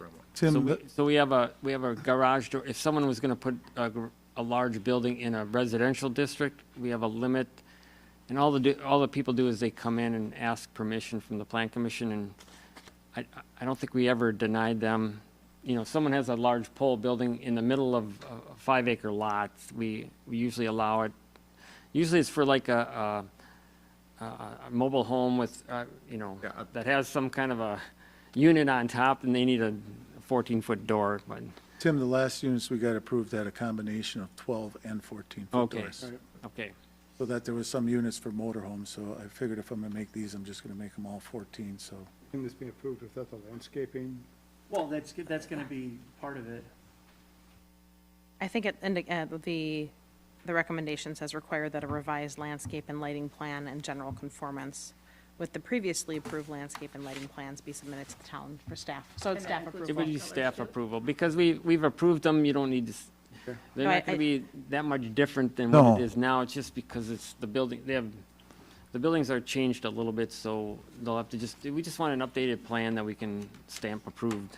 Yeah, and I don't think on the, Terry, to your question, as far as paint colors, I don't think we can speak to, you know, You sounded like you Style. weren't sure anyhow of what you were doing with the I colors. originally started out black and white, and then I was bouncing the idea if I wanted to do a contrast, but I would still stay with the black roof, the black doors, black trim, and maybe make a couple buildings, you know, periodically gray, maybe some like a burgundy red. But nothing's been set in stone on that. As of right now, I'm just showing them as all black and white. But if you, we should put that in a motion if we'll allow multiple colors. Well, what is? okay. So staff can review the color. Coming back to staff. I don't know, do you guys want to review that or not? I would say. You know, building colors and building styles it's like art, you know? What staff likes might not be what you like, or, Well, it does say you approved the following plans, architectural plans subject to building colors being added to the plans. yeah. But the question is, do you want to see them, or can staff do the approval on those? I would think staff can do the approval on the colors. I mean, I don't know that we want to see. That's a good idea. Yeah, Okay. I think the fundamental thing is, do you have since we're all sitting here, do we have an opinion on having them be more uniform, or do we want the multicolored approach? We're all here, or do you not want to even comment on it? That'd be my only. I think the appearance of this from the freeway is going to just be A blur? a cascade of buildings coming down the hill. If they're all the same color, if they're varying colors, I don't know if it's gonna make that much of a difference. I think the point of the staff review is to not paint one hot pink and be like, yeah, do whatever you want. Staff's gonna limit that, that's good enough for me personally. It doesn't really matter. No comment. Okay. Any further discussion? Do we have a date of the plan of operation document? Tim, number 2 of your, We do, it's the same as the previous one, so we've just perpetuated it. So it would be, In terms of making a motion, do we have a date for it? yeah, I'm sorry, I didn't have a date on it. 8/2/22 is on page 4 at the bottom. Is that the correct one? The March 22? No, August 22nd, 2022, it says the That was plan of the- operation approved. Yeah, that was the first one, so I think that's the one that we were kind of sticking to. Okay.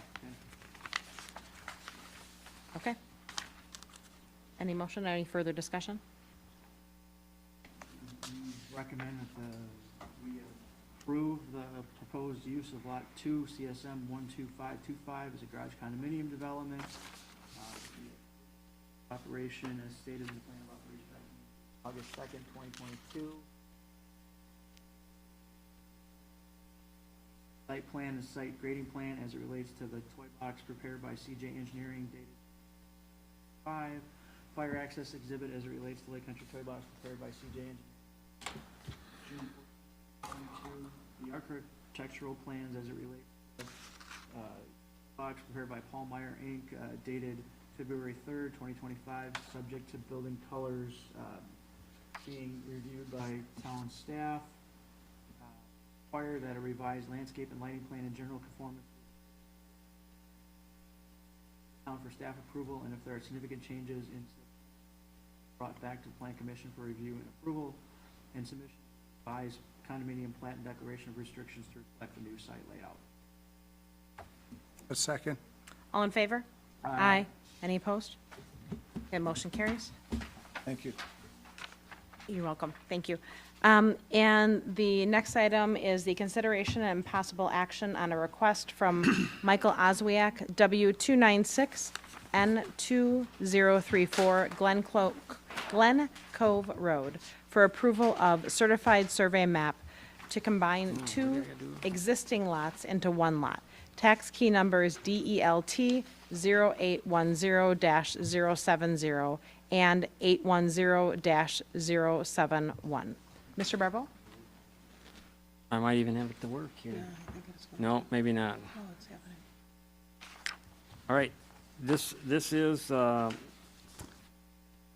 It's a property that's on the lake off of Glen Cove Road, just north of East Glen Cove Road. It is two properties at this time with two buildings, two structures on each, with structures on each lot. The request is to do a CSM that does combine the two lots into one lot. They have, the surveyor has taken care of all the comments from both the town and the county. It's in conformance with all the state and county requirement, and state and our requirements. So I recommend approval of the CSM. It should be dated, the latest date is May 29th, 2025. And then I said, it doesn't have to be subject to Waukesha County because they incorporated those comments into it for that particular document. This is basically what happens almost every month. There's a property along the lake where we make it more conforming by combining the property. Correct. Well, they want to build, actually, they want to build a house on it across the lot line, right? Correct. Oh, it is already, okay. Okay. So, Motion to recommend to the town board approval of the CSM dated May 29th, 2025. A second. All in favor? Aye. Any opposed? Motion carries. Thanks for your patience.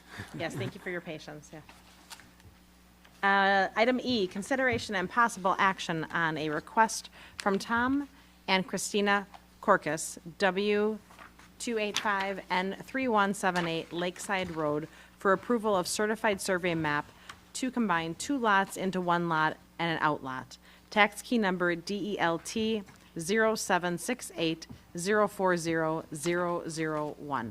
Mr. Barbeau? all right, this one's a little tricky. What the Corcuses did is they bought a very small property. It's like 35 feet by 131 feet. It was just a remnant parcel from Waukesha County. I don't think that's the right number there, but it was a remnant parcel. It was located on the north side of Lakeside Road. And so what they're doing is they're combining the remnant parcel that they bought with a parcel that they have on the north side of the road, and they're going to build a garage on that. But in order to do that, they had to create a CSM, and so the way we allow them to create a CSM is they have to have a lot.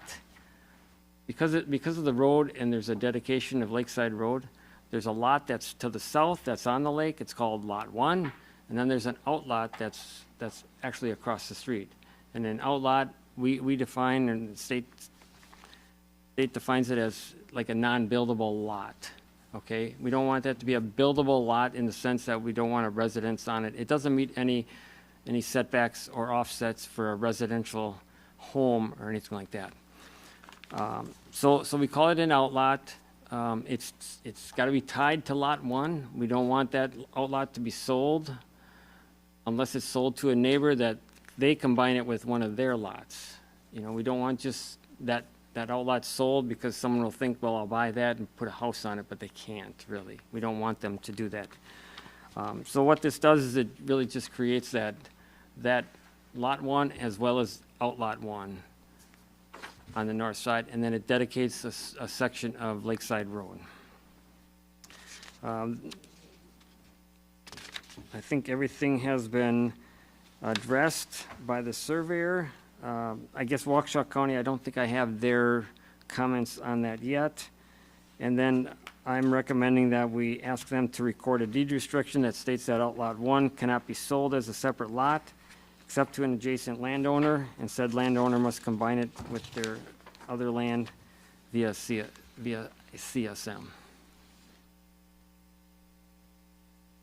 Any discussion or comments?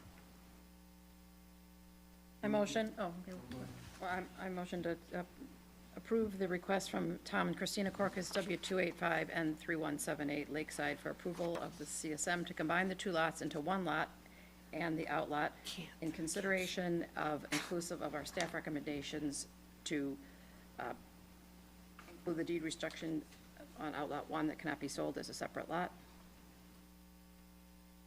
And I would also add, and also with satisfaction of I don't know comments what from to do Waukesha now. County prior to the town executing the document.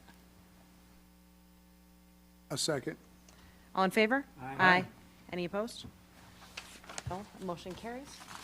And the next item on the agenda is consideration and possible action on a request from Ryan Frisch, Newman Development, for approval of the certified survey map to create Lot 1 for the farmhouse located at W29N1527 Thomas Road. Tax key number DELT 0809-995. Mr. Barbeau? Yeah. Sorry, I wanted to get this one up there. So, as part of this, this particular lot, it's actually a house that's off of Thomas Road, which comes off of Elmhurst and goes all the way to Gulf Road, just a little cut through that,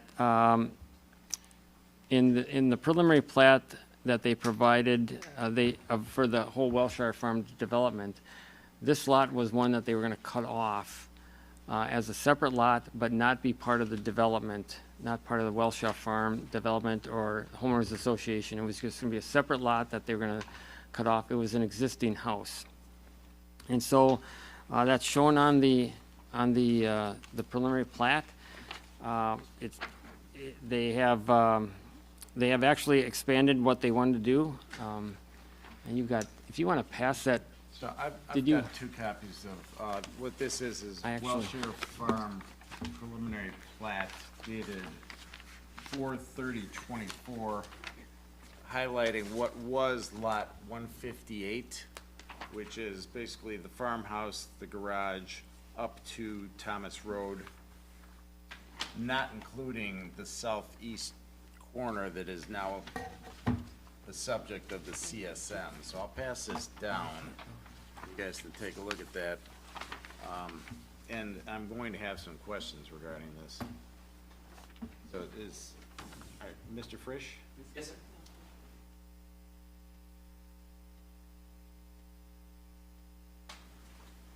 Maybe I'll get that. Anyone, need another copy down there? Oh, so your point is that it didn't originally include that whole corner all the way down to Gulf? Correct. Correct. Yeah. And I have reservations and, Okay, oops. go ahead, Tim, if you're.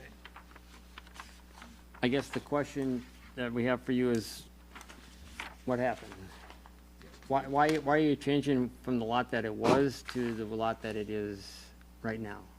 Yeah, without seeing the preliminary plat in front of me, I'm not quite sure Okay, how the boundary truly changed. I will, I will actually, if I can get to this, I have it outlined here. See if I can actually get to it. Wouldn't that be novel? The original didn't include the barn that was there, the foundation, or No, Yeah. just the driveway to the house? so for, Do I have it there? my point on this is that this combines parts of Outlot 6 with Lot 158 to Oh, I create got a it new CSM. For what purpose, I don't know. Yeah, so Outlot 6 on the pre-plat was originally reserved for stormwater facilities. We're at a point in engineering where we believe we can handle that capacity elsewhere through the property, through the subdivision, that is. So that's why the line extended to the south. So what you see on the preliminary plat as a pond, which is adjacent to Lot 158, is now eliminated? Correct. There's still an Outlot 6, but it would be reduced. I understand, but is there a pond on Outlot 6 in the future engineering for this portion of the development? There is, yes. Okay, so what is the geometry of that pond? And, It would be outside of the CSM. okay, so you're going to propose a pond on Outlot 6 outside of this new CSM? Correct. Okay, so the follow-up question I have is, why are you doing this? Expanding the CSM? If the purpose of Lot 158 was to convey a house and a garage to to a purchaser outside of the homeowners association or outside of the subdivision, why are you expanding this to the corner? For road frontage, because the buyer's interested in a little larger parcel. Okay, well then let's talk about that. We have a 100-foot landscape buffer across Gulf. We have a 50-foot landscape buffer along Elmhurst. What is the attractiveness of that, expanding this parcel to Gulf and to Elmhurst when you have landscape buffers on both those sides? Well, I think on this corner in particular, a lot of the landscaping within the buffer is existing vegetation and foliage, right? So Okay, that would remain, yeah. Let's talk about that a little bit more then. So you've got what is basically a heavily wooded, unmaintained area in the triangle between Thomas Road, Elmhurst Road, and Gulf Road that you're gonna convey to a private party and no longer have managed as part of Outlot 6 by the homeowners association? Correct. Yeah, I don't think that's favorable to the town. Yeah, I see the motivation there as expanding this by CSM to relieve Newman of the opportunity to improve that for the purposes of the homeowners association and clean up the mess that's there currently. The tree survey that was done stopped short of this. There's mature trees in this area. There's a heck of a lot of dead trees in this area. You know, the current developers agreement has language for landscaping to preserve existing trees, remove and dispose destroyed trees, brush, tree trunks. There's likely tens of thousands of dollars of tree maintenance on this parcel that Newman would be avoiding by virtue of creating this outlot and selling off this parcel. And I've got an issue with that. We also have existing silo scheduled to remain, existing foundation scheduled to remain, a well house to be removed, a shed to be removed. This shows the silo, the foundation, the sheds as part of this. So if the intent on the preliminary plat was to take out certain structures and to maintain certain structures, getting out of that too. Newman is shirking the responsibilities that were conveyed on the preliminary plat by virtue of that. Yeah, the drainage ditch on the west side of Elmhurst is gonna run through this. The drainage that's coming from the pond on Outlot 6 or the drainage from the subdivision is gonna cross this. This is a major discharge node of stormwater from the Thomas Farm. And I think by creating Outlot 1 in the CSM, it would be the only major discharge node that is then on private property and not on the homeowners association road lands. I don't know if that's entirely accurate, but I think it is. So I have an issue with conveying that water through the private property of the new CSM rather than through the homeowners association property. Are you saying that because that's the lowest point in that corner and that's where that drainage is? Yeah, this whole we know it's a pit down there, this whole right? Yeah. quadrant of It's the a pit. Thomas Farm drains across this property. And, you know, now we're gonna put it on a private property and put it in somebody else's hands. There's so much about this that is implied in getting away from lot 158 that I don't see the need for it. If you wanna sell a farmhouse and a garage on lot 158, leave it on 158 and leave the rest of this property in Outlot 6. There's nothing, Unusable. 'Cause given there's the nothing buffer, it's unusable. saleable. You know, if you're thinking that the land between Thomas Farm, or between Thomas Road, which will now become a private drive, and the corner is some buildable, marketable parcel, I've got a problem with that. That's not the spirit of the preliminary plat. I would say that corner certainly serves the home better than the subdivision itself, just based on location alone. right? If, how lot 158 is shown here, it's landlocked by what would be the HOA. No, it is, And- it's got a, Thomas Drive becomes the driveway for lot 158. Thomas Road. With the CSM. No, with the preliminary plat. Well, it's, Still, as shown, it is surrounded by subdivision lands, right? How the CSM is shown, that corner serves a much greater purpose for that house than it does the subdivision. But it was already, The house is 158 was already built like, I mean, this is already existing. So if there was an Correct. issue. it's not existing. No, This is- 158? The lot is No, not, it's- no. No, there's been no platting done. Okay. Basically on the east side, so there's The no. anticipation. It's not it's all still part of the farm. Got it. And so 158 was on the preliminary plan, which is basically your layout of what the subdivision is supposed to look like. And if they, the whole idea is you do a preliminary plat, and then the final plat has to basically follow exactly the way the preliminary plat is shown. And if it doesn't, then we can go back and. But there's a reason the preliminary plat was that way, is my point. In Well, other I words, don't know why we're providing relief away from the preliminary plat for this corner outlot years in advance of perhaps of the platting of this portion of the property. I mean, then why not bring this to us in conjunction with the final plat for the southeast quadrant of this property, the next phase or the phase after that? Why are you jump-starting this corner? Because there's a buyer at this time who's interested. Okay, then I have serious reservations on a buyer that's interested in this corner and taking the outlot that was intended on the preliminary plat. I just have issue with that. So Tim, on the preliminary plat, does Thomas Road meet Elmhurst? Was that approved that there would be an entrance off Elmhurst into that lot? No. It was gonna be a private drive. It That wasn't- road, is gonna go away. I know, I understand that. I just didn't know if that was an approved entrance off Elmhurst.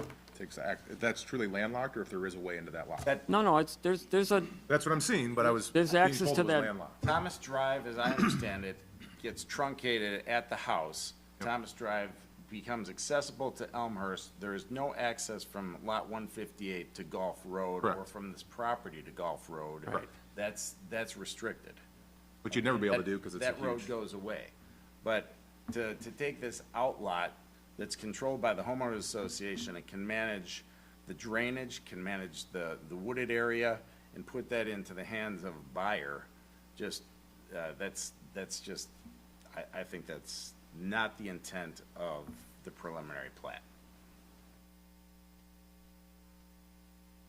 I think our stormwater design in this portion is still pretty preliminary at this point. If it's a matter of conveying a stormwater easement, that's certainly an option. But the stormwater is the stormwater. I've seen the discharge nodes that have existed for this parcel. There's a designated area of land to the southeast corner of this parcel that will discharge to this location. That much rain is gonna fall and that much GPM is gonna flow. And to put that across private property, I think is a mistake. and as you indicated too, there, with the items that are to be removed, that would be, That should be subject to the HOA and Newman responsible for that via the HOA and that should be on the plat when this comes through. and not with a private buyer.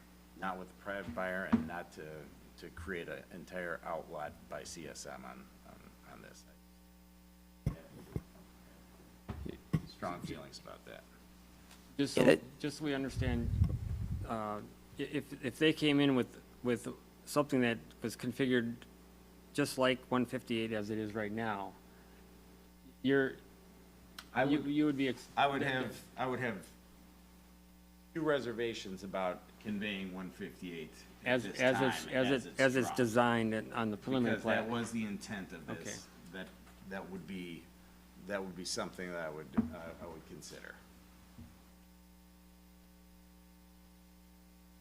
So I'd like to make a motion to reject the proposed CSM outlet 1 as proposed by Newman Development.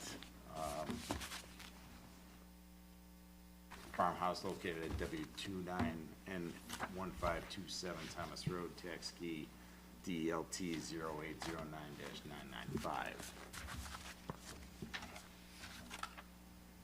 Can you state a? Any second? You want to state a basis for that? That it's not in conformance with the preliminary plat, and it is not in conformance with the intent of Outlot 6 and Lot 158 that were conveyed, that were expressed in the preliminary plat. Is there a compromise in between all of it and part of it? I think there's a possibility. You know, I think when Outlot 6 was originally drawn this way, we assumed we would need it for stormwater capacity, and at this point, we don't. So I think if there's a need to, we could redraw the lines. We'd have to work with the buyer on that. But certainly, we believe and the buyer believes that corner is served better as the CSM lot versus remaining within subdivision outlot. I don't think the pond is the issue as much as stormwater conveyance is an issue, as the landscape buffers are an issue, and the maintenance of the outlot by the homeowners association. Because this leaves the HOA when it becomes private. Correct. And couldn't we add restrictions or a stormwater easement or something? I mean, they're saying they don't need it for a stormwater easement, and we're not gonna know that until they come in for that phase, right? Well, there's. Or they'll engineer it so they don't need it for their. Stormwater goes through this area. I mean, it's a low area. Yeah. There's gonna have to be something there that, whether it's an easement or something. Let me just, did we have a second on the? I'm sorry. Anyone second? I'll second. Okay, just for procedurally, we got ahead of ourselves, and I apologize. I wanted just more clarification on the purpose, so. Okay. So, all in favor of the motion to reject the request for the CSM? Aye. Aye. Any opposed? Nay. Okay, and so the motion to reject carries. Did Who said did everybody vote? Okay, all in favor, aye. Raise your hand if, all in favor. And then the opposed? Okay. Do you call for abstentions? That's 5-2. Pardon? Do you call for abstentions if someone wants to? I don't know if you do or don't. No, yeah, no, I'm Hasn't happened since I've neutral. been here. I'm interested in your opinions on it, so I didn't know if do we wait to make sure you're positive Lot 6 is not going to be, I mean, not positive, but you're comfortable with Lot 6 not being used for drainage. That was- At this point in time, you know, the motion's been made and it's been denied. They can come back with another certified survey map that maybe addresses some of these issues, or work with staff to That's what I was address asking, them. if there was some type of compromise, you know. Well, I think the But compromise would have it's been it's a yea or nay on what they proposed, and I Right. think Right. you're right. So the motion is Yeah. carried to reject this, but if you want to come back with something that's different, that's, you know, you've heard my concerns. Okay. And so then the next item is consideration and possible action on a request from Ryan Fritsch, Newman Development for approval of the site development plans, the site landscape and architectural for the central amenity area, clubhouse and pool on Outlot 8, Welshire Farm, addition number 1, tax key number 0809138. Mr. Barbeau? All right, up on the screen, I've got this little blue blob here. That's the property there. It's lot 130, well, it's shown as 138, but it's really an outlot there. And that's where the clubhouse was planned on the preliminary plat, as well as all the development plans. And what they're gonna put in there is a building with a pool, a pergola, a playground, parking, kind of your, I would say, typical clubhouse type of subdivision, clubhouse type amenities on this lot. That was the intent there. There are some asphalt trails that would be put in there, as well as, I think there's a walking path to the north that goes through there. They had a grading plan, everything was reviewed. It seems to be in order on that. The lot, or the architectural features are compatible with some of the other proposed. I don't know if I have the architecture in this one. I do. Here it is. Somewhat residential looking on that for architectural. Basically LP board and batten siding above the eave and horizontal siding below the eave. A little stone veneer on the front there and actually around the sides and on the for the pergola, it looks like, or the overhang there. Included in your packet was the colors. I don't have this is basically the colors. There was a specific, you should have got specific colors that are basically shown on this one as well as what they are. So I'm recommending approval regarding that. So there's a site plan, site grading plan, architecture plan, landscape plan is pretty robust, I would say, for this site. There really wasn't the lighting plan that was submitted. And then, submission of a schedule for completion. There was I think someone emailed me back that said, you're gonna do that in the next couple of months, right? Gonna start that? For the clubhouse? Yes, we would break ground this summer with the Summer. intent of opening it summer of 2026. Okay, Mhm. yeah. And then that would include so you get the building done and the landscape done, all at the same, I mean. Correct, yeah. We don't want you to wait to get the building done and not do the landscaping, so. Yeah, so we that want would to be get it within all the done. next 12, 13 months. Yep, okay. Just, it's so little, I just want to confirm, you talk about the asphalt path. That, I can't read it because it's so little. That's not replacing the nature trail. I just want to make sure in terms of the surfaces. No, You mentioned the that asphalt path is just behind, to the north of the building. Okay, okay, there. And there's a sidewalk in the front here, for parking Mode path takes off from. to the north, yeah. And we want asphalt because, This was proposed originally. Yeah, Oh. the Outlot 6 path, the route might be slightly adjusted. But the public trail within the right-of-way, that's certainly unchanged. I think to make impervious surfaces that's just my feedback. Do we need to have it asphalt? that Well, there's a trail that goes along Farmstead Lane here. That's really that's the path there, right? Correct. That's existing, but it's gonna be, that's the public path that's gonna be there. And so that, you can walk it, you can bike it, that's why it's asphalt.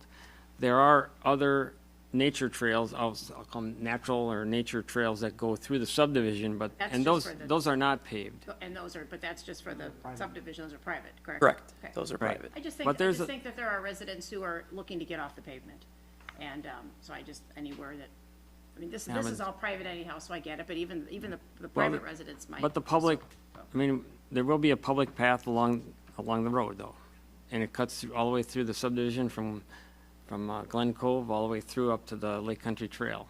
As much as people like to get off the pavement, they also want to, when they have their strollers and their bikes and their trikes and their scooters and whatever, they'll want asphalt. Well, part of this was the interconnected trail system, and Right, that's yeah, all and I- black. Right, yeah, that's part of the public one, yeah. And then this one just goes up and around, the backside of the building here, just to get access to the backside or from the backside to to the, Yeah, the majority of the private paths are mowed. Really, the exception is what's within Outlot 6 here. Yeah. The curvature there. And there's nothing on the roof, I'm just making sure I'm not seeing anything architecturally, just any heating and air conditioning units or anything coming up. I'm not seeing it, I'm just making sure that. Yeah, and any utility meters would be on likely the west side of the building, facing the pool, which would be No behind rooftop landscaping and rooftop fencing. Units or anything like that. Correct. I'm seeing that they're not drawn, I just didn't see it written anywhere that there wouldn't be any. That's all I was. that means there's none. That's what I say. You can always go back. And operation of the building is managed by the HOA and Yep. Correct. Yeah. I mean, it's really just a building for gathering for the most part, and, I mean. Yeah, restroom facilities, changing rooms. Yeah. Um, we'd imagine it's used 3 seasons of the year. okay, so it's not a conditioned building. Correct. That's easy. Okay, thanks.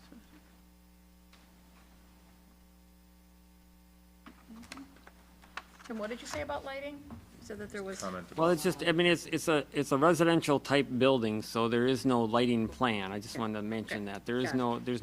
there's no pole lights there. I'm not sure if there's any other lighting. There might be some lighting at the door. Yeah, like a normal house would have. Yeah, likely some recessed lighting within the breezeway, the center there. Probably no carriage lights on the front, but definitely recessed. Parking lot, though, right? There is, yeah. But we usually don't require, we wouldn't want to require lights there. There's no reason for them to be there too late at night, and Yeah, the pool hours would be limited from dawn to dusk.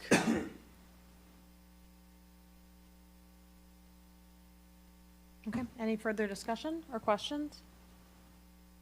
Make a motion that we approve the plans based on the submitted documentation. One, site plan sheet C 1-00 prepared by Trio Engineering dated May 12th, 2025. The site grading plan sheet C 2.00 prepared by Trio Engineering dated 5/12/2025.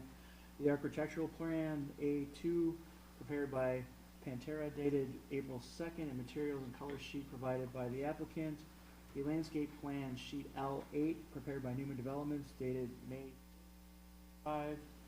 A lighting plan, if any, shall be submitted for staff approval and submission of a schedule of completion, including Gotta landscape wait. fire commencing of the work. I'd second. All in favor? Aye. Aye. Any opposed? Okay, motion carries. And then, Thank you. next item on the agenda is item 6 for discussion. John Spheris, agent for William and Karen Irwin, owners. A discussion related to creating a lot that does not abut a public road via a land split and extension of a shared driveway. Mr. Barbeau?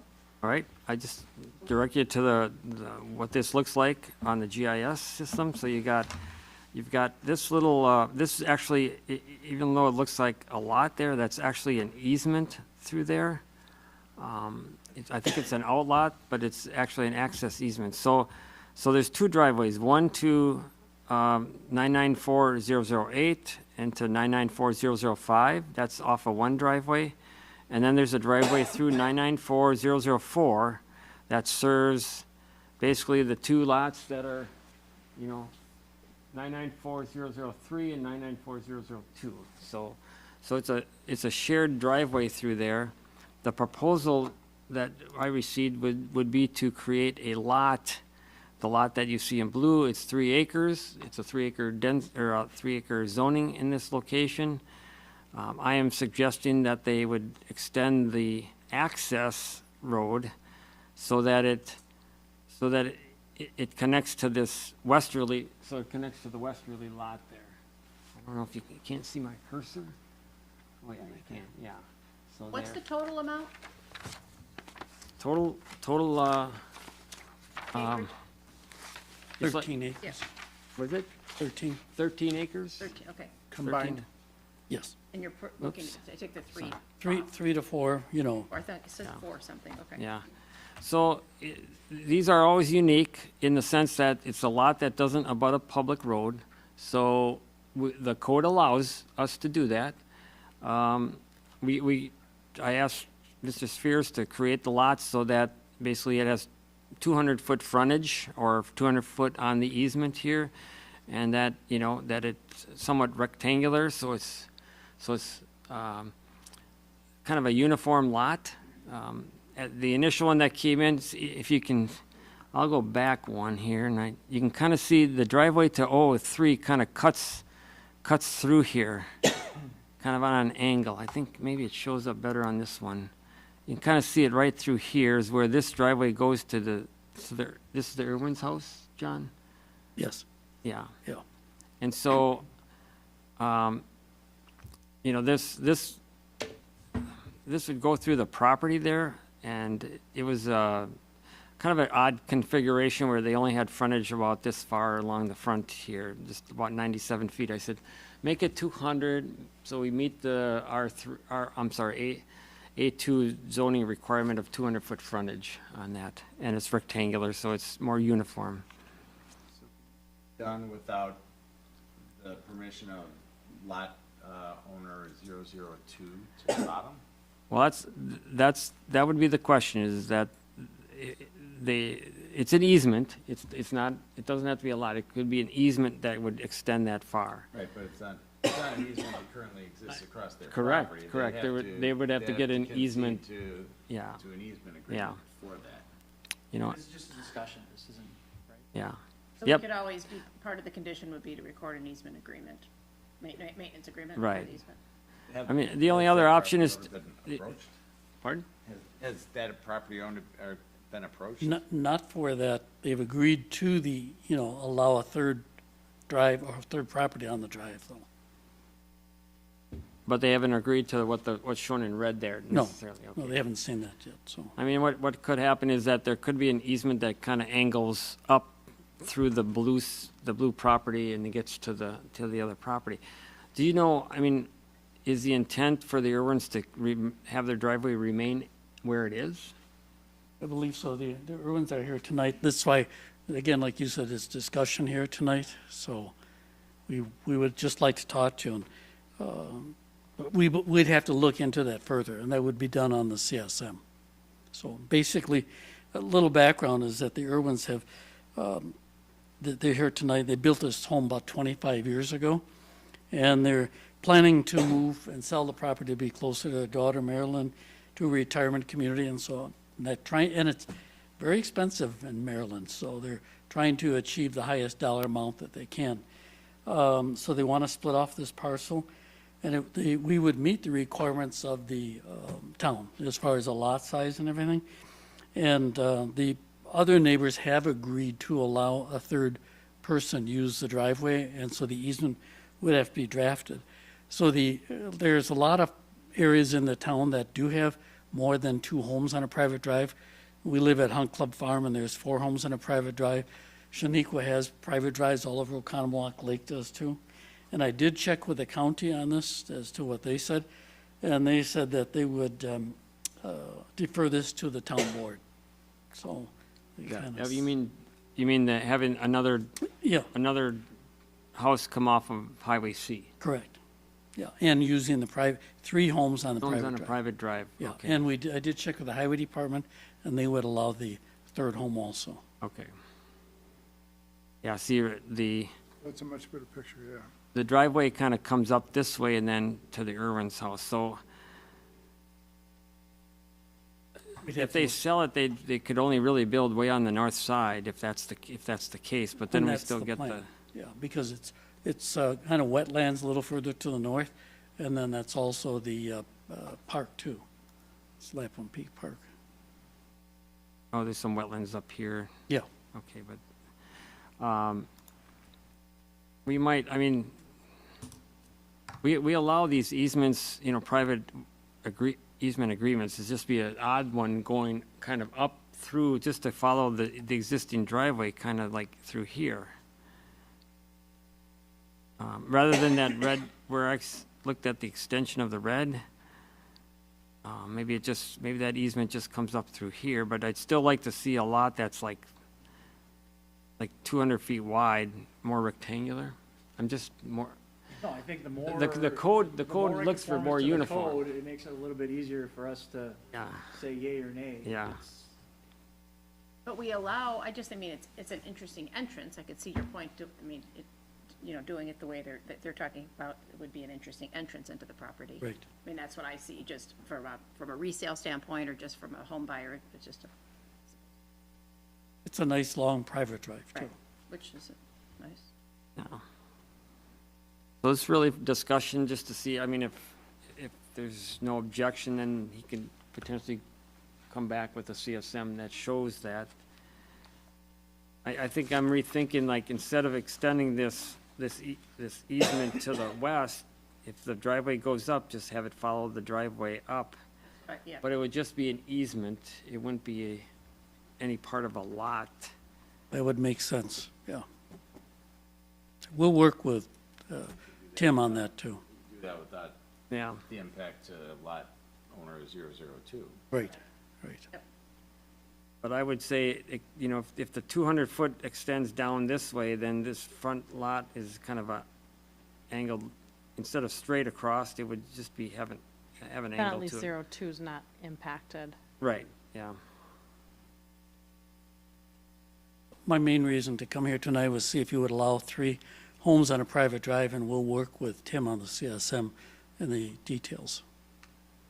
I'm comfortable with it, and I think it's a beautiful piece, and I think it's a way to share the beautiful piece. Thank you. We don't really have a code for how many they can have on a lot, but I know the county kind of looks at it as about 4 should be the max, This is, I was looking at this and thinking, and I didn't spend a lot of time on it, but I thought, this is why we do subdivisions, because now we've got, these 2 lots are on a private road, these 2 lots, now 3 lots are on a private road, and it would have been nice to have 1 road and more uniform, but that's how What's the this width of development this road, goes. May I ask, I mean, what's the width? Just a private drive, 10 feet wide, maybe. Okay, so so fire department is really the issue that sometimes comes into play, but I know, but Yeah.